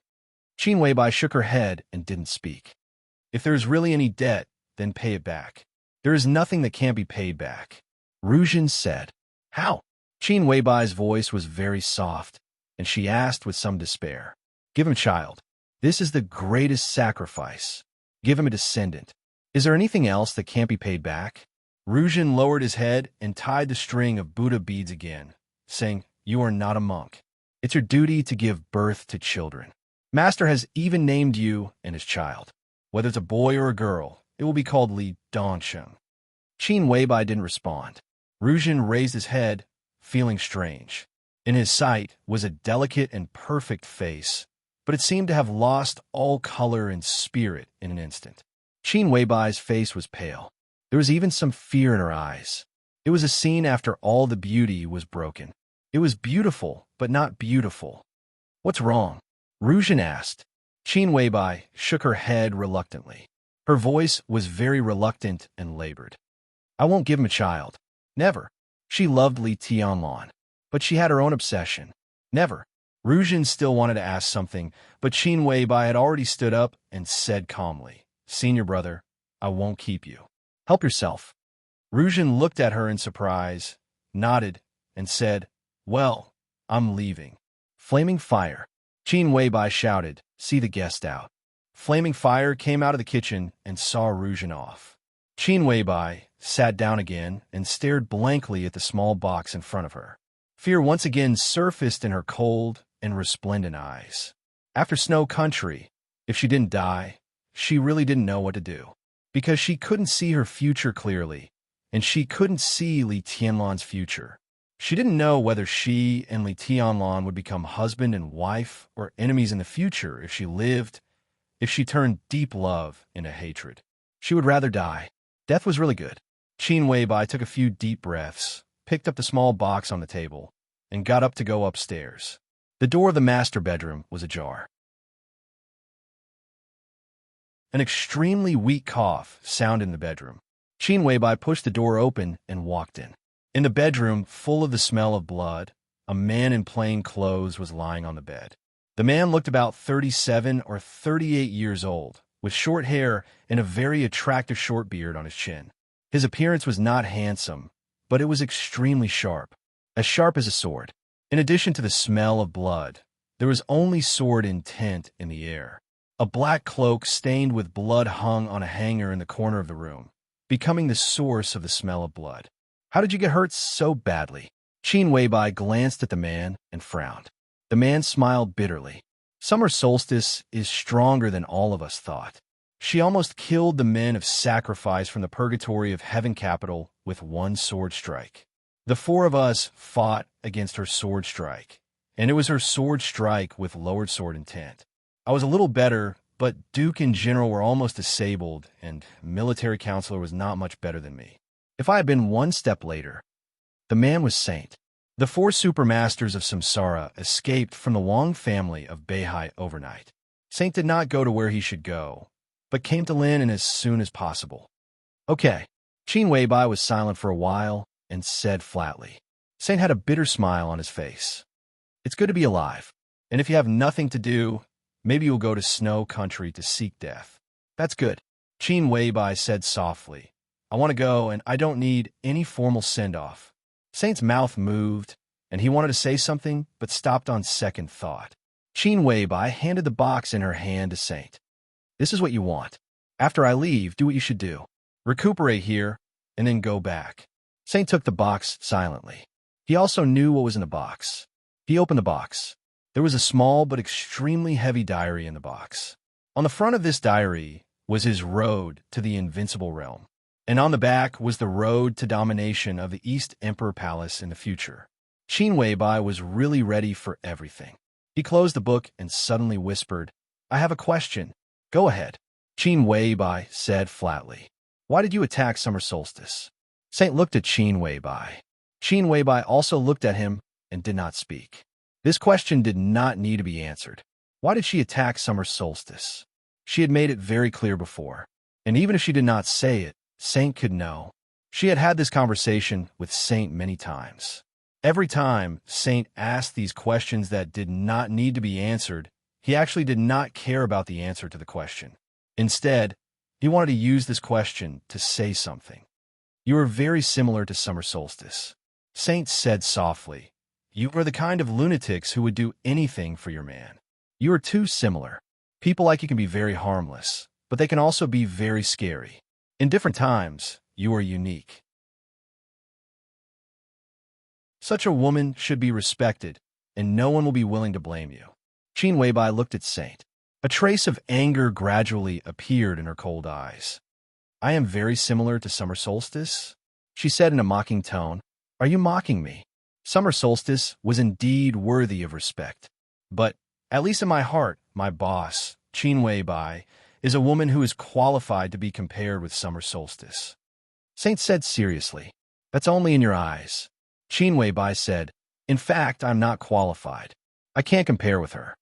Saint was silent for a moment, and then said with a bitter smile, Actually, I just heard your conversation. Qin Weibai's eyes narrowed. Saint was a little helpless. Although I am seriously injured, my ears are still good. I think Ruzhen is right. You don't owe Tianlan anything. Even if you owe him, you may not care. You don't understand. Qin Weibai shook her head. There's nothing I don't understand. Saint sneered and said, Little Bai, you weren't like this before. At least, you didn't think so when Tianlan appeared. You care too much about Tianlan's evaluation of you. If I have to say, if you didn't go to Heaven Capital 3 years ago and let us do everything, things wouldn't have come to this. You really shouldn't go to Heaven Capital. What else can I do if I don't go to Heaven Capital? Qin Weibai's expression was calm. If you didn't go to heaven capital, your thoughts wouldn't be so extreme. Saint said, "It's good to be calm." Calm. Qin Weibai turned around and walked to the bedroom door. How can I be calm if my heart is not calm? She walked out of the bedroom, left the bamboo forest, and returned to the villa where Li Tianlan was. In the villa, Li Tianlan had already gotten up. Lin Fengting, his son, and Li Honghe had also gotten up. Li Honghe sat on the sofa and looked at Qin Weibai coming in.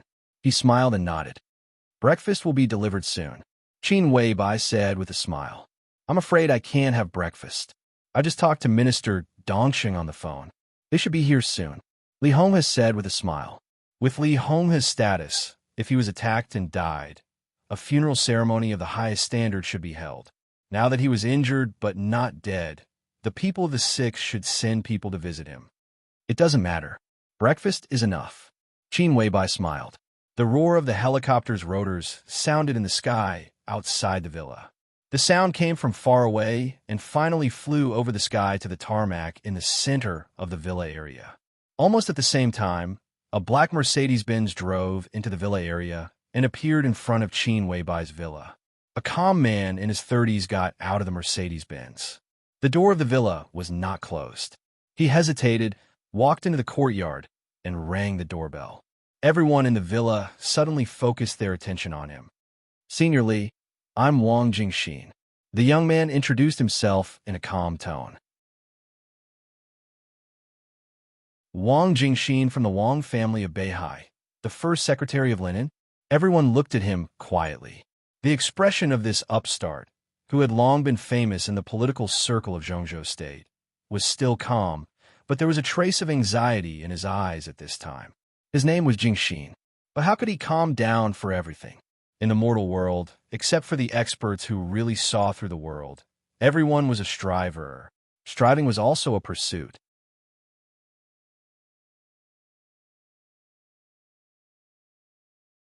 Chapter 335. Wang Jingxin stood at the door. The anxiety in his eyes was so clear that everyone could see it clearly. This young, high-ranking official, who was likely to become the leader of the Southeast Group and even the flag figure in 20 years, was tall and straight. His appearance could only be said to be ordinary, but his eyebrows were extremely thick, which made him look very powerful. Now he stood there quietly. Although he was a little anxious, he still had a kind of dignified official authority and calmness. "Secretary Wang? What a rare visitor." Li Honghe smiled, but did not get up. He just said slowly, "Please come in." Wang Jingxin came in. He came to Li Honghe and bowed deeply. "Hello, Senior Li. I'm not very good." Li Honghe looked at Wang Jingxin. His voice was soft, but the content was very direct. Wang Jingxin's body, which had just straightened up, suddenly froze. He glanced at Li Honghe. Li Honghe was also looking at him. His eyes were deep and peaceful. Wang Jingxin could only see calmness. Wang Jingxin did not expect Li Honghe to be so direct. He did not expect Li Honghe to be so calm. At this moment, he even had a very absurd idea in his heart. Zhongzhou Sword Emperor, who ranked first on the divine list. State Protecting War God, who ranked 5th on the divine list. The two of them attacked an old man together. Not only did they fail, but the other party could still sit here calmly. What on earth did they do? Did they come to drink and chat? "I heard that Senior Li was attacked last night," Wang Jingxin said, but he did not finish. Li Honghe directly interrupted him and asked with a smile, "Jingxin, are you disappointed to see me like this?" Wang Jingxin's heart skipped a beat, but his powerful face did not change at all. He just said softly, "Senior Li is the pillar of Zhongzhou State. You work hard and make great contributions. Your health is very important to Zhongzhou State. I am relieved to see you are fine." He said it very sincerely, and everyone could even hear a trace of relief in his tone. Lin Fengting, who was sitting next to Li Honghe, smiled, shook his head, stood up, and said, "I'll go out for a walk with Yu Xian." He was impatient to get involved in these things.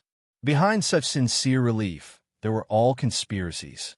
There was no real sincerity under the hypocritical appearance, only insidiousness. This kind of life was too tiring.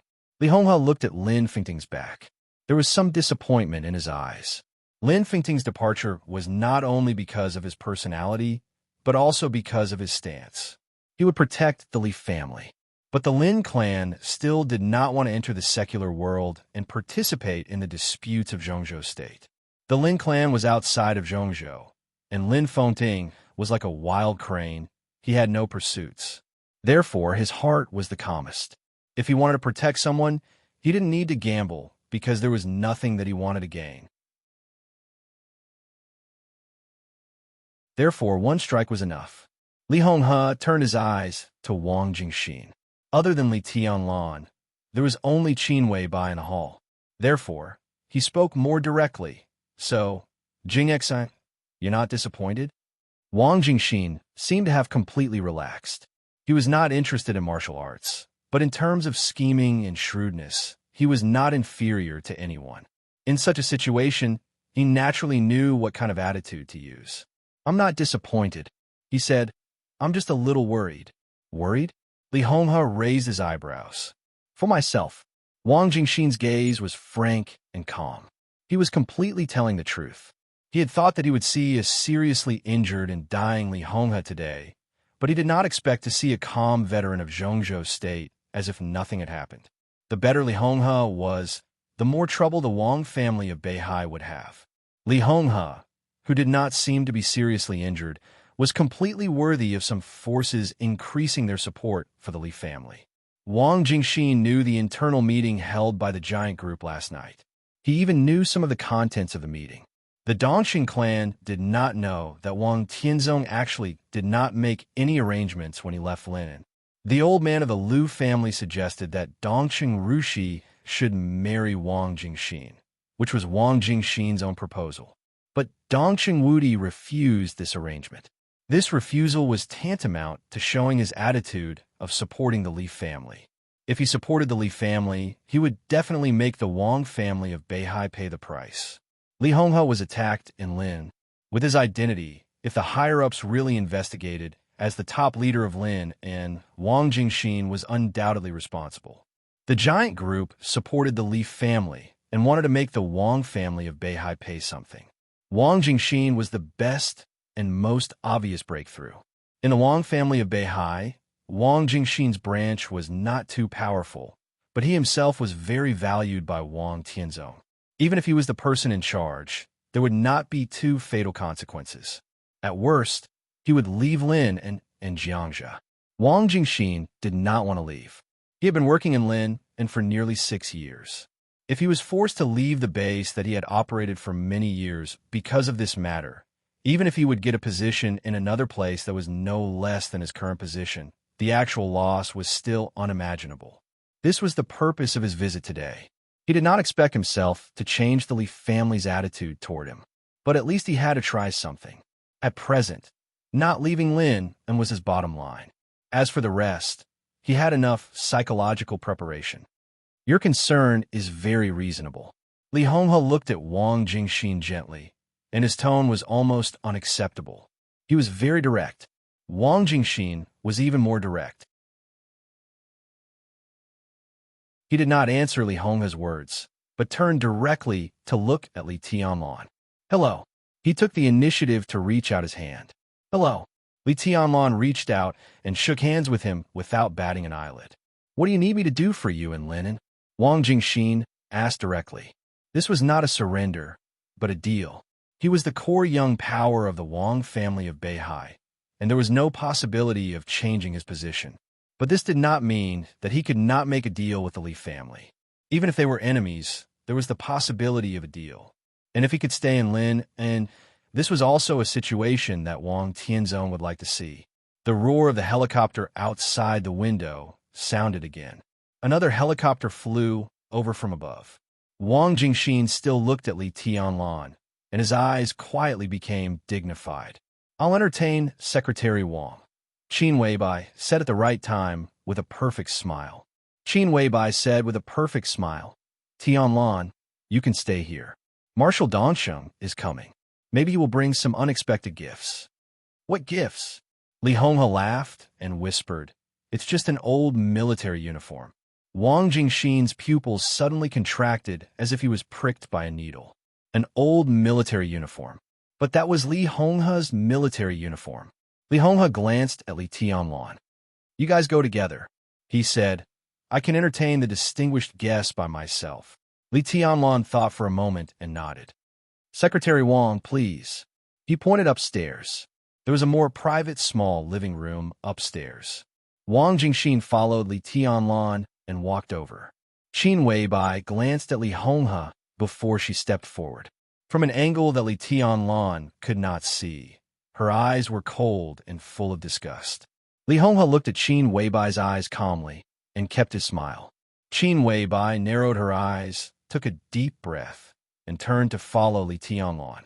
The third helicopter flew over. Li Honghe stood up and walked to the door. It was a short distance from the living room to the door. The morning wind blew into the villa through the door with the smell of West Lake, and it was cool. The turbidity in Li Honghe's eyes began to fade and become clear. He was the only one left in the hall. He didn't need to hide anything. He straightened up in cotton clothes, and there was a brilliant light in his eyes. Three men who looked only middle-aged appeared in Li Honghe's sight with their backs to the morning sun. Dongqing Wudi, the executive minister of the army headquarters and a member of the decision-making committee of Zhongzhou State, walked in the middle. On his left and right sides were figures that Li Honghe was very familiar with. The three men looked solemn. They walked into the courtyard and came to the door. Li Honghe stood there quietly, his eyes deep and calm. The three men subconsciously wanted to bow. Li Honghe waved his hand with a smile and said, "Let's go in and talk. Listen to Uncle Li." Dongqing Wudi smiled. He stood at the door in a neat military uniform. The golden marshal rank shone dazzlingly in the morning light, looking majestic. Li Honghe turned and walked into the living room. He sat down again where he had just been sitting. "What about the other one?" Li Honghe asked. "He's in the back. As the rumors say, he and Ziyuan don't get along well. It's better to separate." The middle-aged man on the left of Dongqing Wudi said with a smile. At first glance, he looked very young and energetic, but in fact he was slightly old. The wrinkles at the corners of his eyes were very dense, and his hair was dyed black with hair dye. Among the three, he was the oldest, so he seemed to be the most relaxed in front of Li Honghe. "Zheng Min, you're in good spirits. Can you work for another term?" Li Honghe looked at him and asked with a smile. "Another term? It's hard. Not to mention Zhongzhou State. Even this guy probably won't let me work for another term. I'm just holding a position now to pave the way for his good son-in-law." The middle-aged man named Zheng Min pointed to Dongqing Wudi with a smile. Dongqing Wudi smiled and said nothing. Wu Zhengmin. In Jiangxia province of Zhongzhou State, this was definitely a well-known name. Even in the political circle of the whole Zhongzhou State, this name could be said to be a legend. In recent decades, he was the only powerful figure who had served as the leader of the same province for more than 15 years. The core force of the Southeast faction, Wu Zhengmin, the leader of Jiangxia province. He had never entered the decision-making committee in his life, but in Jiangxia, his foundation was unimaginably deep. Even the highest-level directors had to think about what he said seriously. Wu Zhengmin was 69 years old this year. He should have retired 2 years ago, or even 5 years ago, but he always sat in the position of the leader of Jiangxia without moving. With his ability and prestige, as long as his health allowed, no one would doubt that he could not continue to work for another term, which was enough for him to hold the highest power in Jiangxia for 20 years. "It's the Li family that let you down." Li Honghe looked at Wu Zhengmin with soft eyes. "Your Highness, it's boring to say this. I've been fine these years." Wu Zhengmin stopped smiling and looked at Li Honghe seriously. Dongqing Wudi was Li Honghe's junior. Ning Ziyuan, the commander of the Eastern Theater of Operations on the right of Dongqing Wudi, was also Li Honghe's junior. But Wu Zhengmin, who was 69 years old this year, was Li Honghe's friend. Li Honghe was a little older than Wu Zhengmin. At the peak of the Li family, Wu Zhengmin could be said to be the talent that Li Honghe valued most. Among the core members of the Li family, his rank might not be the highest, but he was recognized as one of the political forces that could best represent Li Honghe's will. If the Li family had not collapsed, Wu Jingmin's journey would never have stopped in Jiangxia. Now, at least he would have entered the cabinet. Even if he could not get the principal position, he would at least be the first deputy prime minister of the cabinet. However, with the collapse of the Li family, Wu Jingmin's rank had never changed. He became the ruler of a province from the governor, but his political life had come to an end. Although he had been silent all these years after the collapse of the Li family, it was the same even after he reappeared. But he had never won the real trust of the Wang family of Beihai and the full support of the Southeast group. Wu Zhengmin said that he had been fine these years. How could he be fine? Li Honghe took a deep look at him, turned his head, and looked at Ning Ziyuan, who was silent. This general of Zhongzhou State, who was also promoted by him, had a completely different experience from Wu Jingmin. Wu Jingmin, who had been silent and never said anything for the Li family, had never won the real trust of the Wang family of Beihai. But in the past many years, Ning Ziyuan, who had been speaking for the Li family, was deeply trusted by Wang Tianzong. But in recent years, Wang Tianzong's attitude toward him had changed subtly. Ning Ziyuan had an ordinary appearance, low-key and silent. Noticing Li Honghe's gaze, he seemed to be a little excited and subconsciously bowed. Ziyuan, Qiansheng is good.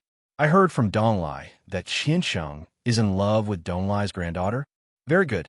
Some feelings can't change with time. In this way, you and Donglai will be closer. Li Honghe said with a smile. It's all the children's business. I didn't intervene, but I'm very supportive of this matter. Ning Ziyuan said respectfully. Li Honghe said yes, hesitated, and asked, how has Migres been these years? Qiansheng has had a stiff relationship with you these years. Is it because of Migres's daughter? His eyes were a little sad. Dongqing Wudi was puzzled. Not to mention him, even Wu Jingmin, who had never spoken for the Li family but was definitely on their side, was a little puzzled. He didn't know who this so-called Migres was. He could only vaguely guess that it was a code name. Migres is very good, Ning Ziyuan said softly. He has a strong force in his hands now. He has been preparing for these years. As long as there is a need, he will do his best to help Tianlan. You've worked hard. Li Honghe suddenly didn't know what to say. He was silent for a long time, and then he said these 3 words dryly. The collapse of the Li family was so fierce and rapid that even Li Honghe couldn't leave too many flawless backups. Wu Zhengmin was one of them, and there were others. But among all the backups, the most flawless one was a group of hidden forces with only 7 people. That was the core hidden force belonging to the Li family, codenamed Starry Sky. They used the Big Dipper as their codename. Ning Ziyuan ranked last, codenamed Alcade. After more than 20 years, 6 of the 7 people were still alive. Only Tianji was dead. He died in Heaven Capital. Thank him for me. Li Honghe said softly. His identity is special.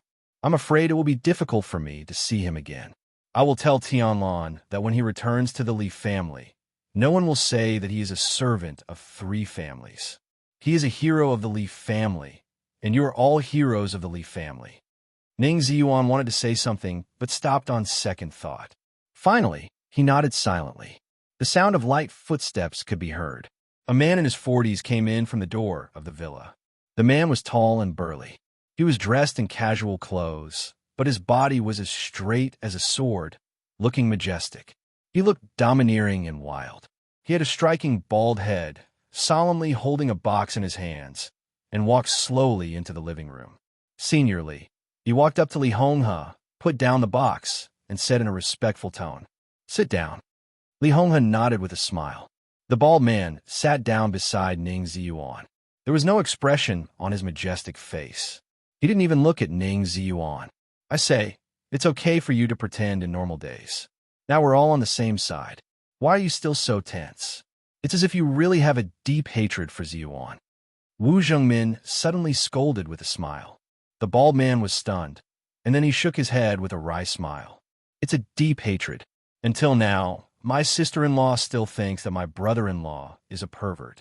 It's this bastard who told his sister that I liked him. After so many years, this misunderstanding is so big. Ning Ziyuan's sister was Ning Sini.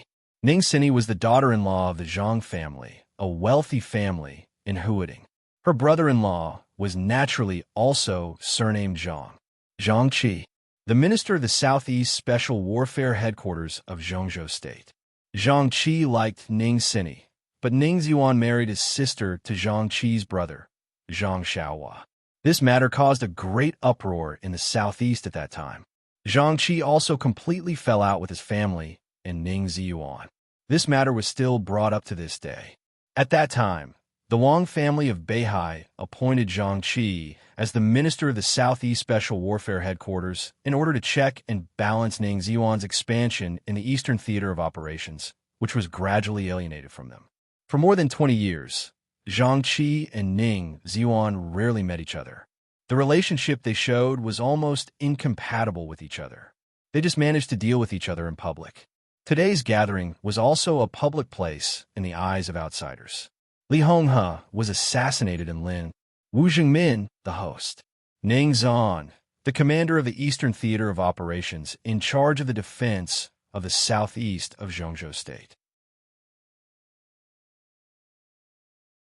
Zhang Qi, the minister of the Southeast Special Warfare Headquarters.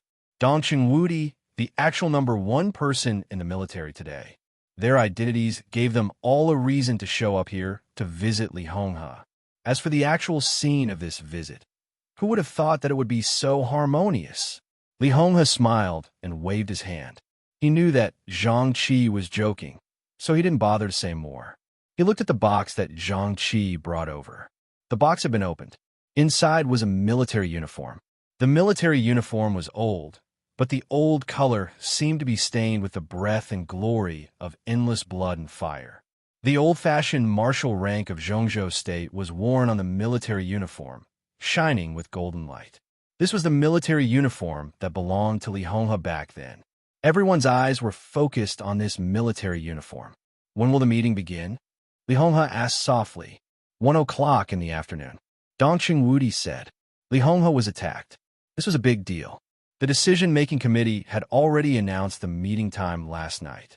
Li Honghe gently reached out his hand. He put his hand on the military uniform with a nostalgic look on his face. Li Honghe's voice sounded in the silent living room, resolute and without hesitation. "I'm going to change," he said. The eyes of Dongqing Wudi, Wu Zhengmin, Zhang Qi, and Ning Ziyuan burst into a sharp light at the same time. The four of them stood up at the same time, bent down and bowed deeply. A clear and steady voice swept through the living room in an instant, tough and surging.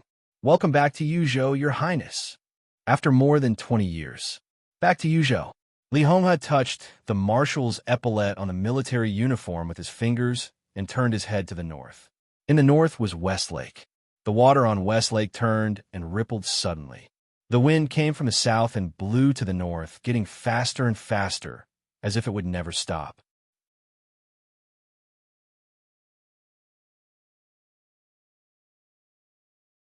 Chapter 336. From early morning to dusk.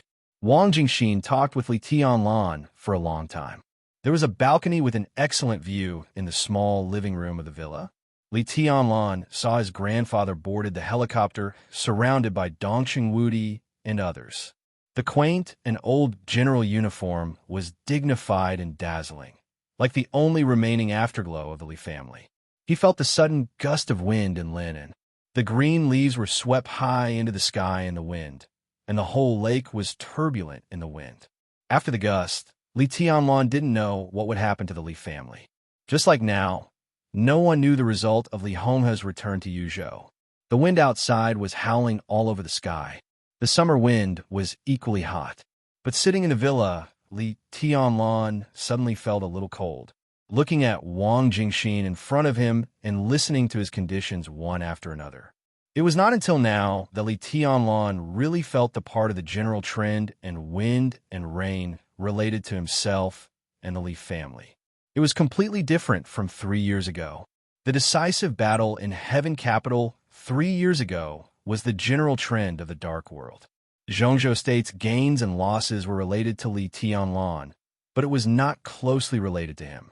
And this time, the Li family was completely standing in the center of the storm. Li Honghe, who had left Yuzhou for many years, returned to Yuzhou. What would he get? This matter was related to Zhongzhou's state, but it was also not closely related to him.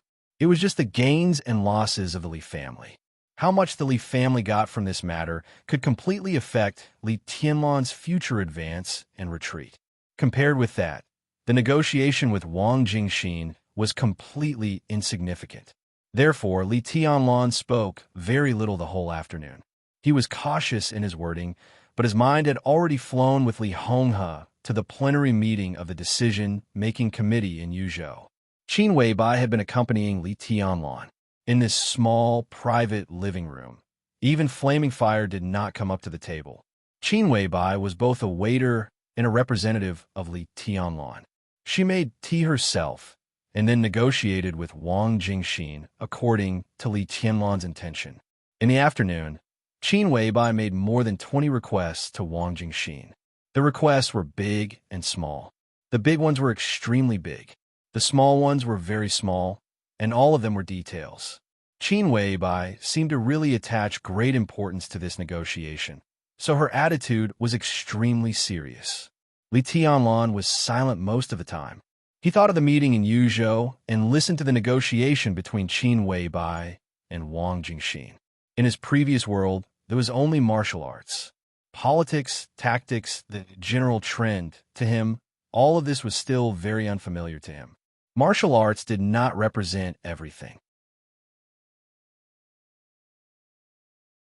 So now Li Tianlan had begun to consciously learn these things. Fortunately, there was no shortage of such teachers around him. Both his grandfather, Li Honghe, and his wife, Qin Weibai, were excellent in this aspect. Dusk gradually passed. The sun was setting. The night shrouded linen. The wind outside the window became a gentle breeze again. After talking with Qin Weibai for the whole afternoon, Wang Jingxin agreed to most of Qin Weibai's conditions. After exchanging contact information with Li Tianlan, she took her leave without hesitation. Li Tianlan and Qin Weibai walked him out of the villa and watched his black Mercedes-Benz leave the villa area. The red taillights were getting farther and farther away in their sight. He left in a hurry. Li Tianlan said. Indeed, when Wang Jingxin left, he was still calm and indifferent, but the speed of the car revealed his actual mood. When he left, the speed of the car could be regarded as speeding in some parts of downtown Lin, and not to mention the villa area. He was under a lot of pressure, and he talked a little more today. It's normal for him to rush back to sort out his thoughts and report to Wang Tianzong. Qin Weibai stood beside Li Tianlan and naturally took his arm. The light in the villa shone into the night with the open door. Qin Weibai's shadow was very long. Her long soft hair danced with the night breeze, looking tranquil and gentle. That's what I'm surprised about. Li Tianlan was silent for a while, then whispered, "Don't you think he compromised too much?" There were some things that he had not touched. Without contact, it was impossible to fully understand. So he used a tone of asking for advice. Qin Weibai almost spent the whole afternoon making requests. Although she was smiling, her attitude was extremely tough. For example, in the future, the development of the East Emperor Palace in Lin would get full support from Wang Jingxin. For example, Lin would rebuild Lonely Mountain. For example, Wang Jingxin would come forward to resist the pressure from the Southeast Special Warfare Headquarters to the East Emperor Palace in Lin. Li Tianlan really didn't understand politics. But he was not a fool. At least he knew that Qin Weibai was demanding an exorbitant price. If Wang Jingxin agreed to all of them, the treatment of the East Emperor Palace in Lin would even be no less than that of the young forces cultivated by the Wang family of Beihai. Wang Jingxin agreed to most of them, and the rest of them did not explicitly refuse, just saying that they were considering it. Was such a compromise just to not leave Lin? What surprised Li Tianlan most was Qin Weibai's attitude. Her attitude was really too serious. Looking at the series of requirements she put forward, even Li Tianlan himself felt that Qin Weibai wanted him to set the headquarters of the East Emperor Palace in Lin. The Li family would occupy Lonely Mountain. But the problem was that the future territory of the East Emperor Palace was Tianan. This is just the beginning. Qin Weibai took Li Tianlan's arm and walked down the steps. Her whole body was almost attached to him, and she said softly, "In the future, our requirements will be more and more. It is difficult for Wang Jingxin to refuse our current requirements. Once he agrees to help us this time, he may make more compromises to us in the future. When he really doesn't want to entangle with us, we won't need him." She took Li Tianlan to Westlake, and her voice was soft and gentle. "Tianlan, it's hard for you to understand how important a base camp is to a politician, especially for Wang Jingxin. Unless it's really a last resort, he won't give up Lin, and the Wang family of Beihai won't let him give up. Wang Jingxin has a promising future. If there is no accident in the future, he will definitely enter the decision-making committee. But in the end, whether he is a counselor or a director, and how he ranks, not only depends on his ambition and means, but also the necessary time, place, and people. If he is forced to leave Lin, and without preparation, it will be difficult for him to reach the end in the future. It's not as simple as changing a position at all." Qin Weibai's tone was indifferent and firm. This was almost not a speculation based on wisdom. It was a confirmation after understanding. "Why?" Li Tianlan asked.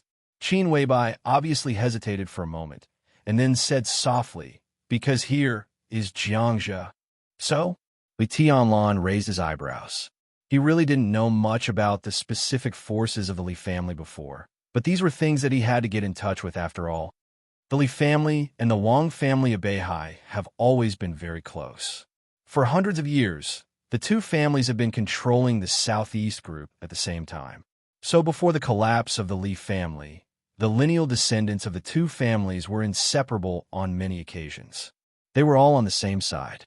In many places, the lineal descendants of the Wang family of Beihai and the Li family were squeezed together and worked hand in hand. But there were also subtle differences.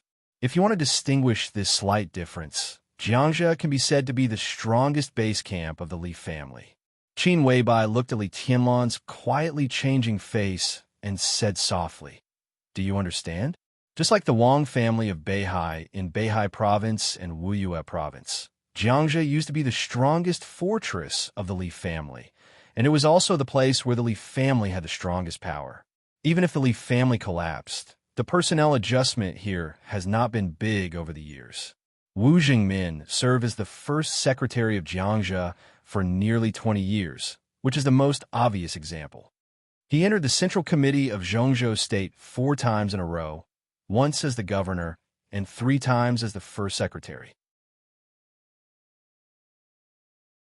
I'm afraid even the Wang family of Beihai doesn't know how strong Wu Jingmin's foundation is in Jiangzhe." Qin Weibai said quietly, "This is one of the most developed provinces in Zhongzhou State. The Li family collapsed, but the Southeast group is still there. So although Jiangzhe doesn't belong to the Li family, it still belongs to the Southeast group. But in the end, this place belongs to Wu Jingmin. But in the end, Wu Jingmin is in the Southeast group. So Jiangzhe is the back garden of the Southeast group. Wu Jingmin is in the Li family. So this is the back garden of the Li family." He was the talent that Senior Li valued the most in those days. Over the years, he has never expressed any opinion on the collapse of the Li family, but he has always firmly guarded the last foundation of the Li family. Senior Li is very good at judging people. In this life, I'm afraid he only misjudged 2 people. Li Tianlan was so shocked that he couldn't speak at all. He thought that the Li family had long been desolate. He thought that the Li family had long been without foundation. But only when he arrived in Jiangzhe did he understand what was going on. Why did Wang Tianzong touch Wu Jingmin? Li Tianlan couldn't help asking. How could it be so easy? Qin Weibai shook her head. The collapse of the Li family was too sudden. The Wang family of Beihai was unprepared, and it was extremely chaotic in the early days. It was not that Wang Tianzong didn't want to touch Wu Jingmin, but he couldn't. The Wang family of Beihai's inaction had already made many people dissatisfied. The Li family had just collapsed, and they were eager to deal with the person that Senior Li valued the most. This was simply asking for trouble. After Wang Tianzong stabilized the situation, Wu Jingmin had become the top leader of Jiangzhe and was deeply rooted. At that time, it was not good to act rashly. About 10 years ago, there was news inside the Southeast group that wanted Wu Jingmin to go further and transfer him out of Jiangxia, but he refused. So, Wang Jingxin came to Jiangxia. Li Tianlan was silent, but he had completely understood what Qin Weibai meant. Wang Jingxin came to Jiangxia and ran Lin, and with some kind of cleaning task. He rose step by step in Jiangxia. If there was no accident, with his identity as the top leader of the provincial capital, he could become the governor of Jiangxia in 2 years. Jiangxia was the foundation that Wu Zhengmin took care of for the Li family. If Wang Jingxin succeeded in replacing Wu Jingmin, he could gradually turn the Li family's power into his own, so that he could almost completely eliminate the Li family's voice in the Southeast group. At that time, he could rely on this power to get the support of the Southeast group and embark on his own road to success. If he left Jiangxia, it was tantamount to his failure. Not to mention that the aura of a political strongman would be dim. Other provinces might not have such opportunities. So, the whole of Jiangxia is actually still under the control of the Li family? Li Tianlan took a deep breath and asked, suppressing his inner amazement, what kind of future would it be with a province as the foundation? No, to be exact, it is under the control of Wu Zhengmin and only half of Jiangxia. Qin Weibai's tone was calm, and as time goes by, his influence in Jiangxia will slowly decline. Many people in Jiangxia have relations with the original Li family. Even if they are not his henchmen, at least they have been helped by the Li family. But people are realistic. Over the years, Wu Zhengmin has been as stable as Mount Tai in Jiangxia, so these people can naturally stay put. But as he gets older, those people will definitely have other ideas. Qin Weibai looked at Li Tianlan softly. It's not easy for the Li family to take over Jiangxia again. Even if Wu Zhengmin wants to hand over Jiangxia, it will be very difficult for you to take it over. It's not that you are not strong enough, but that they can't see hope. If one was not strong enough, there would naturally be no hope. This was actually the same thing. So this time Grandpa returned to Yuzhou. Is it to fight for this hope? Li Tianlan asked. The two strolled in the West Lake, snuggling up to each other like a couple in love. But what they discussed was the pattern of the entire Zhongzhou state and the survival of the Li family. This hope is the price that the Wang family of Beihai must pay this time. Qin Weibai said softly, I even suspect that this time Wang Tianzong and Gu Xingyun came to Lin, and together is an opportunity created by Senior Li quietly. Even if Lin Fengding doesn't come, Senior Li should be fine. He has been waiting for this opportunity. Now the opportunity is here. The Wang family of Beihai will not let Wang Jingxin, who shoulders the task of cleaning up the Li family, leave Linen. But after this meeting, there is bound to be a person on your side who is no less qualified or skilled than Wang Jingxin to Jiangxia. The two people check and balance each other, so that those who are loyal to Wu Zhengmin will continue to retain hope and tentatively approach you. A person who is strong enough to compete with Wang Jingxin. Li Tianlan thought of Zhou Yuanshan at the first time. Both of them were popular figures who were most likely to become giants in Zhongzhou state in the next 20 years. At present, the force in Jiangxia led by Wu Zhengmin seemed to belong to the Southeast group, but in fact, it was outside the six. Whether it was Wang Jingxin or Zhou Yuanshan, whoever could get the support of this force would make their strength expand rapidly. This force, when the two competed fiercely, could even decide who would eventually go to the altar and become the leader of Zhongzhou state. Wu Zhengmin was old, so those who came to Jiangxia after this meeting would become the new hope of those people. As for this meeting, Qin Weibai thought for a while and said slowly, it's not that simple. At least Wu Zhengmin's departure is uncertain. That's why I negotiated with Wang Jingxin. He agreed to our conditions. Together with the newcomer to Jiangxia, your strength in Jiangxia will be very strong. In the future, when you manage Tiannan on the surface, you can also secretly develop your own strength in Jiangxia. Li Tianlan looked at his watch. It was already 9 o'clock in the evening. The meeting of the decision-making committee that started at 1 o'clock in the afternoon had been held for 8 hours, and it was not over yet. What will be the result of this meeting? Li Tianlan asked in a low voice. I'm not sure. Qin Weibai shook her head. She took a deep look at Li Tianlan and said softly, I have a piece of top-secret information. Zhang Qi of the Southeast Special Warfare Headquarters of Huading is likely to be a hidden pawn left by Senior Li. With the support of the giant group, Wu Zhengmin, Ning Ziyuan, Zhang Qi, Tianlan, don't you understand what this means? The support of the giant group. If the top leader of Jiangxia, the commander of the Eastern Theater of Operations, and the minister of the Southeast Special Warfare Headquarters were all the forces of the Li family, what did it mean? Li Tianlan's face suddenly changed. Senior Li's return to Yuzhou this time is entirely based on Jiangxia to plot the Southeast. Qin Weibai said in a low voice. After more than 20 years of silence and low-key, the opportunity finally came. When the afterglow of the Li family was about to fade, Li Honghe had taken it for granted that the entire southeast of Zhongzhou State was his prey. Based on Jiangxia, plot the Southeast. You're tuning in to the Dreamy Chapters YouTube channel. We're so grateful for your support, and don't forget to subscribe to join us on this incredible journey through captivating stories. Your generosity through donations truly makes a world of difference, as it's the primary source of revenue that allows me to expand and enhance this channel for you.